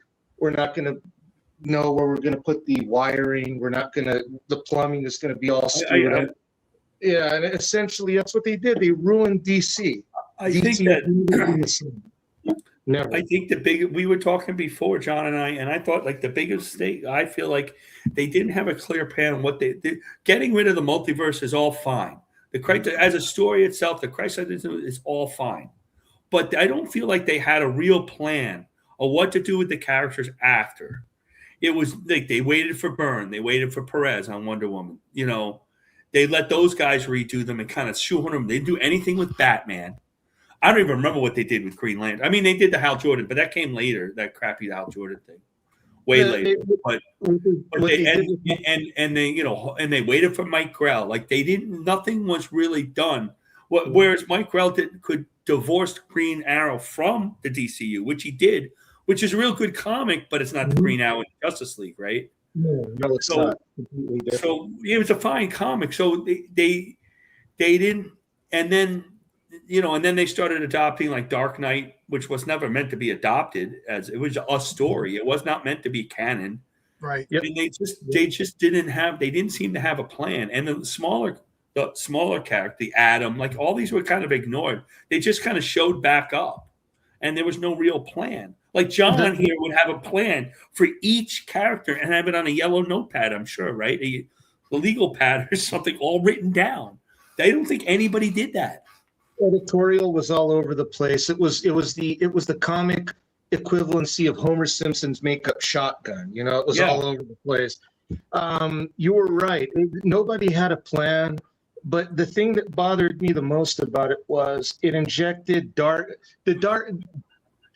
Dark Knight Returns was a wonderful thing, I suppose, for a lot of people. But it ruined comics in general because it's like, oh, this thing sold. We're going to make everything dark now. So we're going to make Green Arrow a killer, and we're going to make Batman. I'm just going to fill up my coffee cup. Oh, go ahead. That's teamed up with Watchmen. See, that came out when I was in college, and both stories. And we had Joe Orlando as a teacher, so he did some of it, right? I had Joe Orlando, Erwin Hasten. That's cool. So the way I draw with all the darks and blacks are all because I had Will Eisner and Joe Orlando. I mean, I can't think of comics any other way. So, like you see, like you could see my stuff, right? I could show it now and you see it because I have black and white. It's graphic. I don't want to be not Hernandez brothers graphic, but graphic. These guys all don't do that. They let the colorists do it. So, but it was a big deal. We discussed these things all the time. But nobody knew what the future was going to be. Dark Knight wasn't meant to be. Then they were able to do like the other Batman. Do you remember that one? I forgot the name. It was a hardcover book, Jerry Bingham and Mike W. Barr, and he slept with Talia, and Talia had his baby. Son of the Demon. Beautiful comic. Great book. Just a fantastic book. But they adopted that as canon too. None of those they were supposed to be just stories. It wasn't canon. It was what's his name? Grant Morrison that made it canon. Remember, that's where Damian Wayne comes from. Right, Damian Wayne comes in. I'm saying that the editorial was all over the place. There wasn't a plan. Nobody cared enough. See, this is the thing about DC that I hate. As long as Batman's okay, we can ignore everything else. The ironic thing about Batman is that, and you could ask Chuck this, in the 70s, in the 60s, Detective Comics itself, Batman not so much, was ready to be canceled. And then the TV show saves it. And then it's ready to be canceled again, enough that they let Englehart and Rogers do it. And they had these little things of Jim Aparo. But after that, it was just like boring Batman stories, like a lot of ones. That's why, that I had when I was a kid. Ernie Chan was the artist. He's a great Conan artist, a Batman artist. Let Tony talk. We talked for an hour and a half. Let Tony get his thoughts out. It's okay. I'm just saying that it seemed like they were DC's editorial department were focusing more on Batman and Superman and Green Arrow, then Green Lantern, and then Hawkman. Everything was on Batman, and as long as Batman was okay, everything survived. Well, Batman is the main pillar for American comics. He's the one that's holding it all up even now. Right. But in doing so, they didn't seem to care about, like, it caused a lot of redundancies. And I've always argued this with people. In a world with Superman, you don't need Captain Marvel. In a world with, I said that earlier. exactly. In a world with Supergirl, you don't need Mary Marvel. So it was always good to have the Fawcett. Or Power Girl. What good if there's Supergirl, you don't need Power Girl. So I just have a question about that. Before Crisis, were they when the Captain Marvel, Shazam, Captain Marvel had his adventures like in Adventure Comics and all that?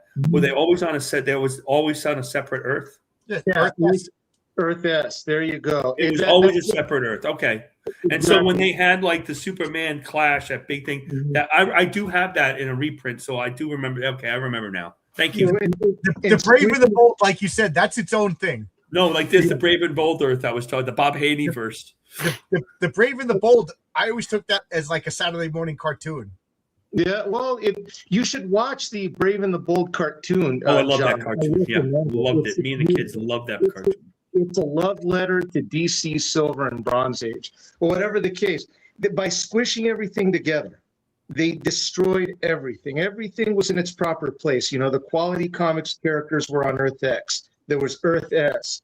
Everybody had their own little spaces. Nobody stepped on anybody's toes. And by jamming them all together into one thing, it caused so many redundancies. But worse, it killed, like, I noticed on the thumbnail, you had Fury. Right. Yeah, he talked about Fury. Fury is the Infinity Inc., which was a great idea, was completely destroyed. Yeah. And it's sad to see because, again, you know, nothing has worked. I love that company. Well, I don't love the company. The company's rotten, but I love the characters and the creators that contributed so much to the characters themselves. And unfortunately, like I've said before, no company ever has treated their characters worse than DC. I think you're right. I think you're right. Yeah. No company has ever had more contempt for their readers and for their characters than DC. And unfortunately, that's too bad because I still say that their characters they were the first. In my opinion, they were the best. But yeah, it's never recovered. And it took what? How long was it, guys, when Grant Morrison reintroduced the multiverse? I was like 25, 30 years later that he did that, where he brought Hyper They Time. started doing in Final Crisis. They started doing Infinite Crisis. Yeah, so all this It took them like 3 years before they started regretting what they wanted. Exactly. Byrne put a protoplasm Supergirl back in. Oh, exactly. You know, where was Superboy? People were complaining about it. You brought up something else I wanted to talk about. The Legion of Superheroes never recovered either. Never. Oh, no, never. You couldn't get a handle on them at all. And then if you remember, they did this time trapper fake Superboy thing too. It's like, commit to the bit, guys. Either these characters don't exist, you know, or they do exist. You know, that's one of the things that DC immediately backtracked. Well, they had no Superboy. Superboy was inspiration for the Legion of Superheroes. So now they had to redo the whole thing, and there was no reason to have a Legion of Superheroes. Well, that's what they did. If you remember, inside the I think it was Action Comics, they had a plane dimension where the Time Trapper created a false Superboy, so they could still. I remember that, and he kicked Superman's ass. It was just so convoluted. Just start. That's what I was talking about. Like, okay, this is the new universe. Okay, there's a Legion of Superheroes. It has a different origin because this is a different universe. You can't just retell the same stories and say it's different. You want to have the Legion of Superheroes? Okay, it's not inspired by Superboy anymore. Now it's inspired by this, and then go forward. Well, in the 80s, if you remember, John Byrne said that the Legion was inspired by Superman, right? Then in the 90s, when everything that John Byrne said was completely overwritten, they changed it to where the Legion was inspired by Mon-El, right? Which became Valor in the 90s, and then that didn't work. So then they had to mess around with it where Vril Dox too, was the original founder of the Legion, and then that changed when it became Rebels. See what I mean? There was no continuity. It was just and that's the thing again that I hate about DC that I love about Marvel. Marvel's got the cojones to actually stick with what they're doing. They don't reset the universe every 5 to 10 years. And DC, since the Crisis on Infinite Earths, every 5 or 10 years, it seems like we're going to pull the plug. We're going to plug it back in again and do a hard 52. Yeah, everything. There was one before that too. 0 Hour. You know, and 0 Hour. yeah, the stupidity. Oh, 0 Hour. That's the one. All this stupidity, and it's like, and they think that this is gonna sell. I mean, we might be going a little bit in the weeds here, but I'll put this to you. Maybe you guys will agree with me, maybe you won't. But I would say that The Dark Knight Returns, especially, sowed the seeds for the destruction of the comic book industry as we know it. Because by catering, Darwin Cook was asked once, and I'm paraphrasing here, but you can find the quote yourselves. He asked him, like, what's causing the death of the comic industry? And Darwin Cook said, because comic book publishers are they're appealing to the needs of adult men. They're no longer catering to children. Children are no longer in the equation here. It's only That's right. for Gen Xers and baby boomers. That's why, and we're selfish. We are. We want the characters to grow up with us. But in doing so, you're going to end up with a Batman that's drawing Social Security, Right. and a Superman that needs hearing aids. You know, we want the characters to grow with us, but we don't want them to grow at all. So we find a way around that by making things grim and gritty. Everything's dark, everything's adult. And that's what the Crisis on Infinite Earths did. We had a Superman that I think you're right. In the 40s, he was fighting for social justice, real social justice. In the 60s, he was a fantastical character traveling to other planets and bottle cities, fighting imperfect duplicate, right? And then we go to a Superman that's in a porno film with Big Barda. Come on. You know, that was not Burns' I just want to say one thing. Superman never fought for social justice. Social justice is a modern Superman fought for popular ideas. Nobody likes today, right wing, left wing. Nobody supports the rights for people to drive drunk. Nobody supports the rights to beat up your wife or to be a lousy, slumlord. All that stuff. The left thinks that they are outraged by things that every normal, moral Western society person is outraged by, and they think that they have the moral upper hand because, we don't like drunk drivers, not like those Republicans. It's like. No, real social justice, Not, I told the racist to sit down in the bus, right, and everyone got up and clapped. Like, right, why? Yeah. That's just one of my pet peeves. Yeah. Okay. But anyways, the characters matured. They still stayed young, but they matured, and in doing so, the comic industry has slowly been pushing out children, and unfortunately, manga is scooping them up. Manga is just scooping them up left and right. And I've been telling my friends, one of them which runs a local comic shop here, I said, this is not going to outlive us. This is not going to outlive us. We are going to die. Which comic shop by you? I wonder if it's one of them that I went to. Oh, no, this is new. It's called Age of Comics. Okay. But yeah, he's been around for 5 years. I'll be back in just a second. Okay. Yeah, go ahead. And Noble Collectibles still around? Yes, sir. Oh, yeah. But they sold it, and now it just does Pokemon cards. It's no longer a comic book shop. It's manga and Pokemon and stuff like that. That's what I'm telling you, John. What about Starbase 10? Starbase 10 is long gone. Yeah. It's guess what replaced it? Manga. It's an anime store. Yeah. Right. So when I lived in Albuquerque, there was Starbase 10, Noble Collectibles, another one whose name I can't remember, Dom's Books. Mm-hmm. And I remember, like, every once in a while on a Sunday, I would just drive to I'd spend all day going to all the comic books. There was so many comic book stores in Albuquerque in the 90s. It was so much fun. Did you go to Addicted to Comics by UNM? Addicted to Comics. That's the one right by campus. Yeah. That's the one right by campus. But there was one more. That's gonna drive me Astro Zombies? What? Astro Zombies? Astro Zombies was right by the Lobo Theater. Mm-hmm. That was mostly like a toy store with comics. Yes, it still is. Yeah, that's still around. Yeah, that's the only way they can be around. They become a geek bodega. Nobody. Right. That's exactly. Yeah, that's a good way to describe it. I like that place. I like the owner. He was a cool guy. But there was one more that I worked for one day. I got a job. I worked one day, and that guy he changed.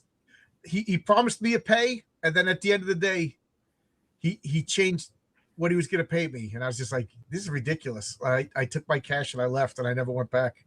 That sounds like him. I know that I knew the guy. He's gone now. He sold it off. But anyways, to get back to it, the Crisis on Infinite Earths basically chased away matured comics, destroyed continuity, chased away the young, and basically laid the foundation for the inevitable death of DC. And when I say death, people, I don't mean that these comics are going to disappear. I'm not saying Batman's going to go away. I'm saying that Batman is going to become an IP. He's going to become a T-shirt. He's going to become a video game. He's going to become some sort of food, like a bag of potato chips or something. The comic books themselves are going to fizzle out. I do think that's inevitable. That DC probably first. Because I think the Marvel movies are propping up, Marvel a little bit. But I do think that they're all just going to become IPs. Like people are going to make their own Godzilla movies. They're going to make their own. So we're going to see 20 million different versions of Batman coming down to Crime Alley, lamenting the death of his father. Some of them he's going to be a cyborg. Some of them he's going to, you know what I mean? But, like Sherlock Holmes, everybody just makes their own Sherlock Holmes movies. Well, in a way, it's inevitable, yes. But if DC would not have chased away, again, we when a comic book company, I always saw comic books, American mainstream comics, the big two, Marvel and DC. I always saw them for the young and the young at heart, kids from 8 to 80, essentially. But it seemed like now, with the 80s especially, the grim and gritty 80s, with the Watchmen and the Dark Knight, and the Crisis on Infinite Earths and all this, we just chased away all of the kids, all of the young people. There's nobody anymore that's going to. In fairness to DC, though, I think just the market chased away kids because the newsstands were going away, and the newsstands didn't want comics. And like I as a fan in the '80s, I loved the direct market, but I couldn't see the writing on the wall. It wasn't until I talked to Chuck Dixon where he explained, the newsstand was the first exposure to kids.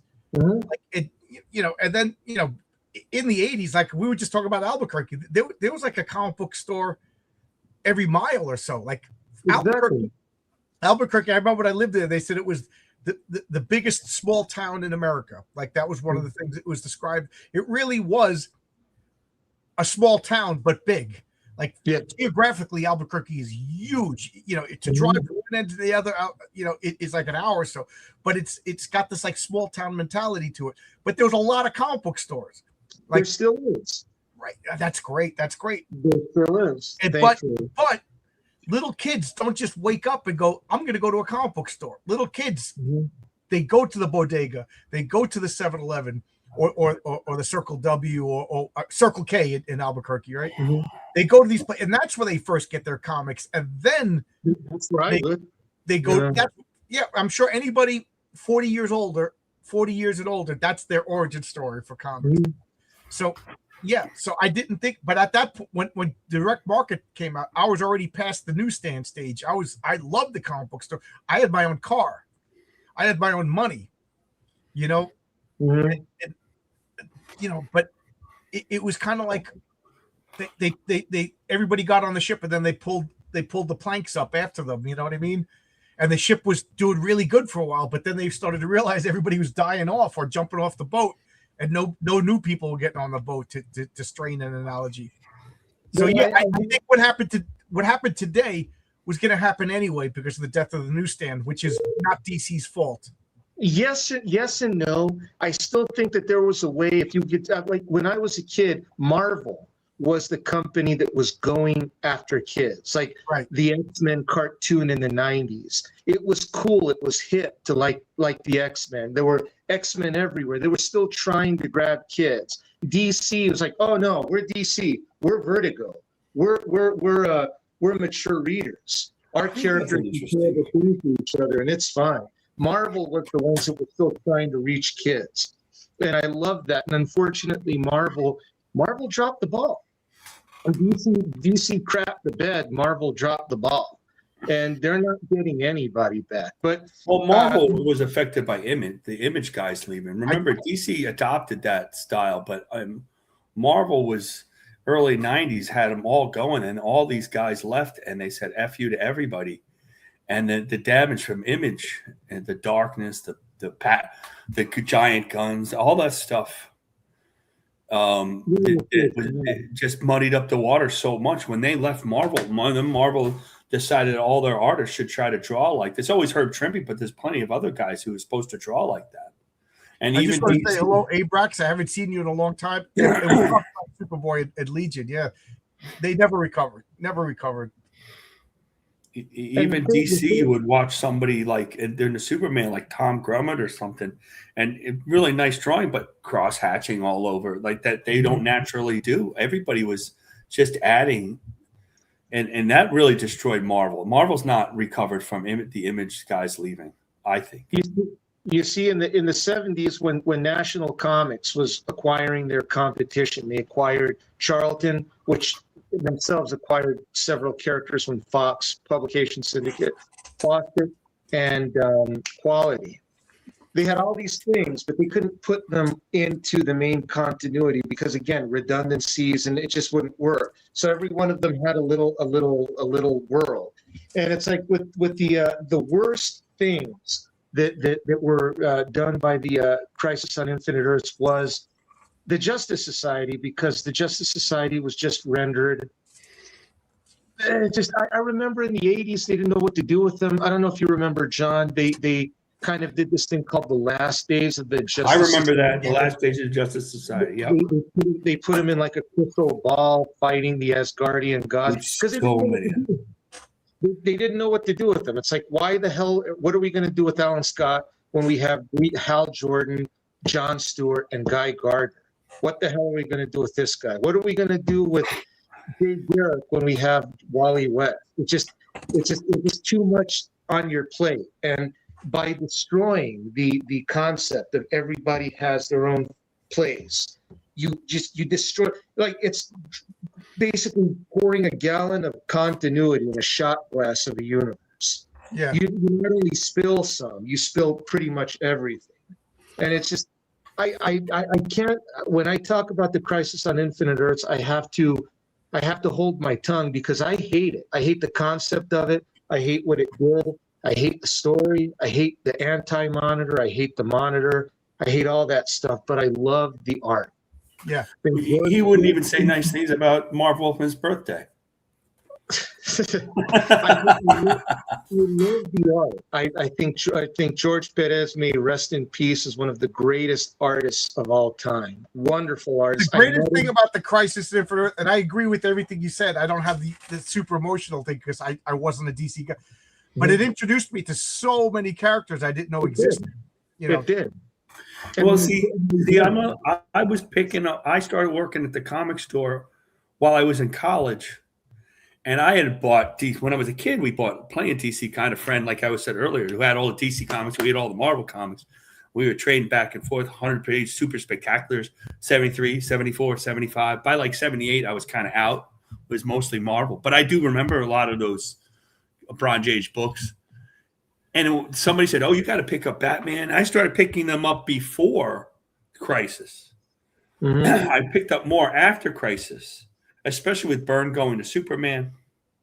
But I was picking up the Pat Broderick Batman, and that was before Crisis. Yeah, Not all of them, but some of them. I mean, I I never started picked collecting Batman Amethyst. around Crisis, and then I just went for a nice even number, and I started at 400 up. So Yeah, kind of like that Harlan Ellison issue, and then the Alan Davis, and you know what I mean. So that's I love that Alan Davis Yeah. Batman. I wish he stayed on longer. See, I read an interview once with Roy Thomas, and Roy Thomas was talking about Stan and how Stan would view. He said that everybody he wrote comics like this issue is somebody somewhere first issue Right. of this comic, so you have to make it easily accessible.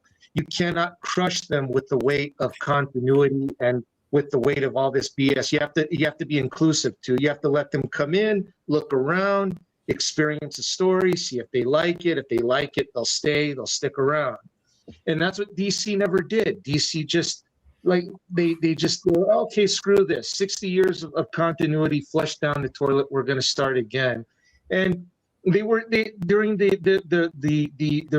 remake, the post-crisis DC universe, like Marcus was saying, they were leaning heavily on artists. They weren't leaning heavily on editorial. They weren't leaning heavily on writers. It's like I think they were riding the fact that they created the prestige format book and the better quality books. Marvel didn't do that. Marvel didn't. Dark Knight, Ronin, Dark Knight, Camelot 3000, the offset printing, the better paper, and they were writing that as opposed to the editorial, figuring it all out. Oh, we could put out Grell, and he could have 3 terrific, and he could do like colored pencil covers, and because we can do that, and they got a lot of credit for that. They got a lot of credit for upping the quality of the comics. Ironically, we all want to go back to the newsprint. I mean, right? But we all were excited for that, and Marvel wasn't doing that as much. They were way behind. They had the big books, the big treasuries, the 8x11 graphic novels, but on the right, DC was the first. Well, not the first one. I think the first one was Matt Baker, who did the graphic novel style, the square bound. And I think they were writing that, and they decided that was it. They didn't decide on the other. That's just something I thought of. I don't know. I want to address what Vava Vuman says. By the way, great name. Great name. I love it. Vava Vuman. But anyway, he says DC didn't give fans enough credit for being able to understand the alternate timelines. Absolutely. 100%. Like I said, right now, your grandmother understands multiverses. You know what I mean? You can explain anything. Well, if the fans didn't understand it, it's because the writers and the editors didn't explain it well. But I think we all agree with that. As a fan of pre-crisis DC, some of my favorite books and characters were the alt characters, Helena, Wayne, Huntress, etc. Yeah. There you go. There was a room, and I agree that the charm of the different universes, like Tony, before you were here, I was saying the same things, that there's not a room for Captain Marvel and Superman on the same planet. There isn't. It's like having Doctor Strange and Doctor Fate. Bingo. Yes, exactly. Like if in the future, if Marvel buys DC, because I don't see DC buying Marvel, is there room for Batman and Daredevil? In the same thing? No, they'd have to stay in their own universe. Batman and Daredevil, because they're local parochial heroes. But like a Superman, there's no room for a blue Marvel in a world with Superman. In a world with Hyperion and Gladiator, there is no room for Superman, Martian Manhunter, and Shazam. No, in the 40s. There was strong editorial leadership in DC. In the 50s, all the way through the mid-80s with Julius Schwartz. Julius Schwartz really kept things. Julius Schwartz doesn't get enough credit where credit is due with that. But after Schwartz was forced to retire and Jeanette Kahn replaced him as editor-in-chief, that's when the whole, hey, let's destroy everything and let's bring everything back. And every DC editor-in-chief, creative director. Well, they didn't really have they had their fiefdoms in the publisher. Like Shooter created the editor-in-chief. Marvel had the editor-in-chief. Like they decided that was Stan Lee. It was small enough that Stan Lee could read every comic, and it would go out. And she had an assistant, Roy Thomas. But and then when they were able to create the new comics, it got too big for one person, And that's why, and that's why all these guys went Jerry Conway. They all went. Jerry Conway was like editor-in-chief for 2 days. They couldn't take it. They didn't want to do the business part. And then Jim Shooter came in, and he was the editor-in-chief. But instead of taking it all on himself, he created the DC style. Carl Potts has the Punisher books. If I remember, Mike Carlin. He fired guys like Mike Carlin and stuff. Yes. And Jim Salicrup had the X-Men, and Louis Simons had the X-Men at one point, and they had all the X-Men books. Everybody had 6 titles, and that's what Julius Schwartz and Mort Weisinger and those guys didn't cross over that much. They had their own worlds. Mm-hmm. But Marvel made it successful. Marvel was able to do it. Jeanette Kahn, all the way down to Dan Didio, they just mismanaged. I don't want to blame Jeanette Kahn because she's at the publishers. Dick Giordano was the guy in charge. But she's at the top. You're supposed to get people that know what the hell they're doing, as opposed to this was the DC thing. Oh, that sells? Quick, do more of that. Even though that's what Marvel did in the 50s. I know it doesn't it doesn't fit continuity. It doesn't fit the character. Like I said, I will argue. I know I have respect for Frank Miller. I have much respect for Frank Miller. Okay, but The Dark Knight Returns ruined Batman. It really did, by making him as psychotic as the characters that he's fighting, by making things dark and dingy, as opposed to pulp dark. There's pulp dark, and then there's dark. The pulp darkness is central to the character. Tony, Yeah. do you read a comic called Wrong Earth? I've read Wrong Earth. I forget who the writer is, but Tom Pyre. I think it's Tom Pyre who He used to write Legion, and it's drawn by Jamal Igle, who I wish he would shut his mouth because he's a phenomenal comic book. He was a nice guy. I knew him in the 90s. Yeah, he's he's before one of all these this SJW. Great guy. Yeah, SJW guys, but his art. Now he is. I love his art. It's very Renzo Rodriguez. But anyway, I would Wrong say- Earth. The premise of Wrong Earth It's is interesting. there's Dragonfly and Dragonfly Man. Dragonfly Man is the golden age. And then Dragonfly is the modern age. And there's a villain who opens up a portal, and they're both fighting their version of the and they both jump and they duck and they switch. So now the golden age guy is in the modern world, and the modern age guy is in the golden age, but they have the wrong sidekicks, they have the wrong love interest. So the modern age guy is choking out villains, and they're horrified. They're like, Kid Dragonfly Man is just like, we gotta, this guy's a bad guy. He gets really violent, and he's like, okay, I'll handle. And he starts like choking him out, and the kid's like, what are you doing? It's pretty funny. And then the golden age guy, it's like he's like, okay, I have an whipped cream bomb in my pocket, and he's like defeating them with whipped cream, but he's so wholesome and good that he's like all the grim and gritty guys are like ashamed of their behavior, and they're starting to leave. Like his goodness is infecting the world, but the bad guy, but the modern guy's badness is affecting his world. You know what I mean? I kind of like. I really like this comic, and it's a series of miniseries. I highly recommend. They still doing it? Tony, I think you would get a kick out of it. Are they still doing it? I don't know. I forget the name of the company, and I haven't seen any releases from them in a while. But it was a good series. I think it goes to like 6 issues in the regular series, and then they canceled it. Then they did a 4-issue series, a 3-issue series, a one shot. I recommend. So it's essentially the Adam West Batman in the Frank Miller's Dark Knight world. Okay. Yeah, pretty much, yeah. And then and one of the later ones is they meet the 90s version.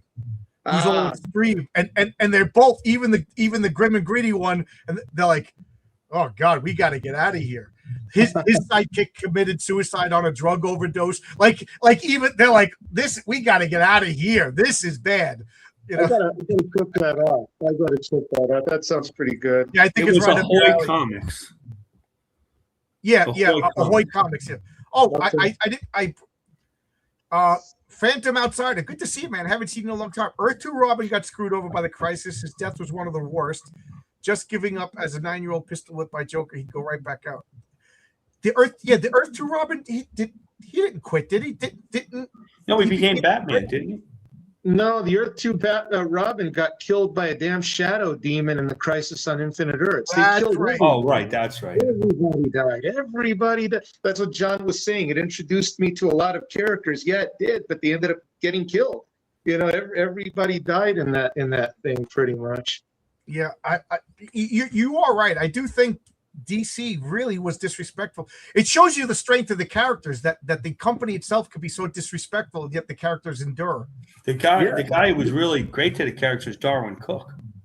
Yes, Darwin Cook. That New Frontier he's a genius. He's an absolute genius.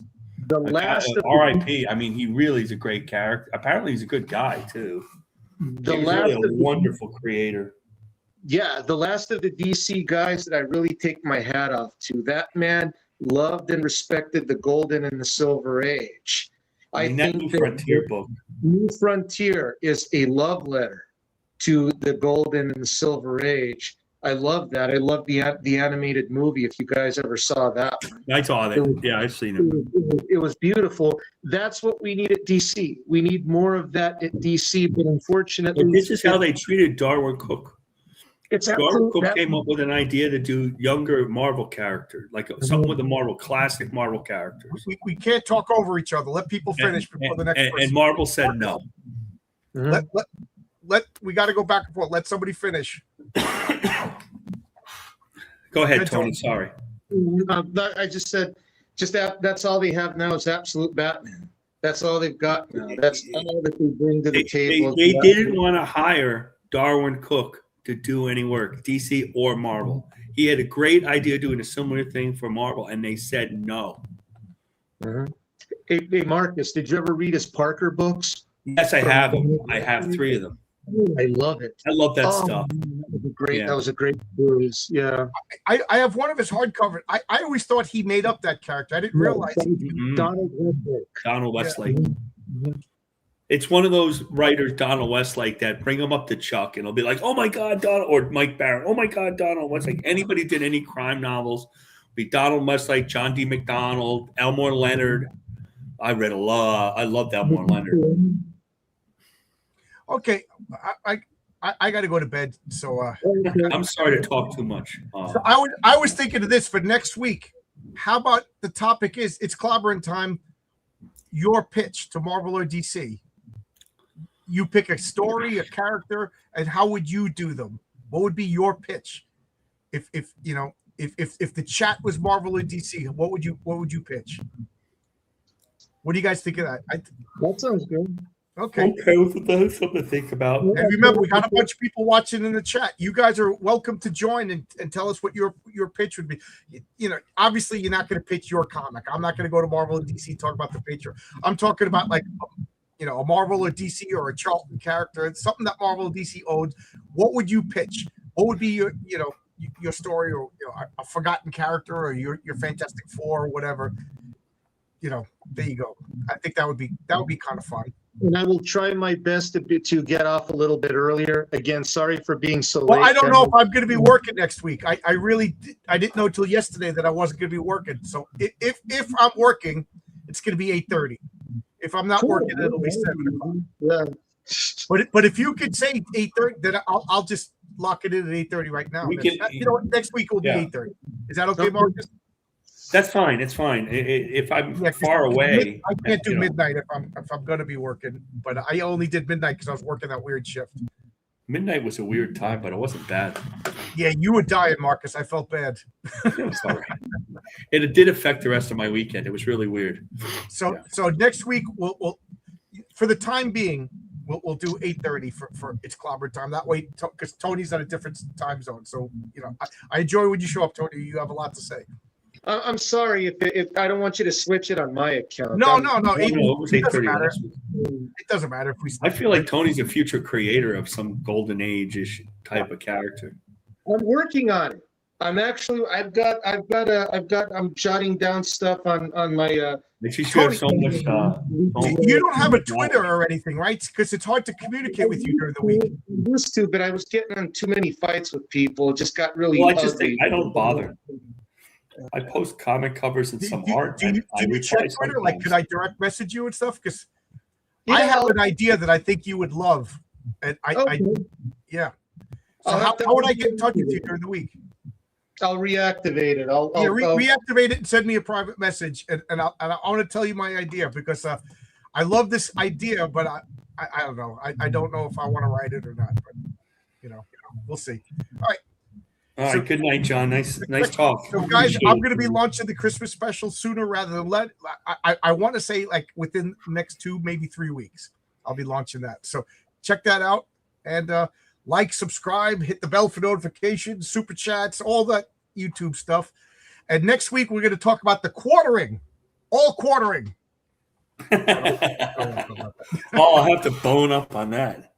I literally have no idea what's going on. Like I don't know if he's the good guy. I don't know if he's the bad guy. I don't know. I don't care. They're all bad guys. Good luck quartering unless you're the bad guy, and screw you quartering if you're the bad guy. So that there's my comments on it all. See you, everybody. Bye-bye.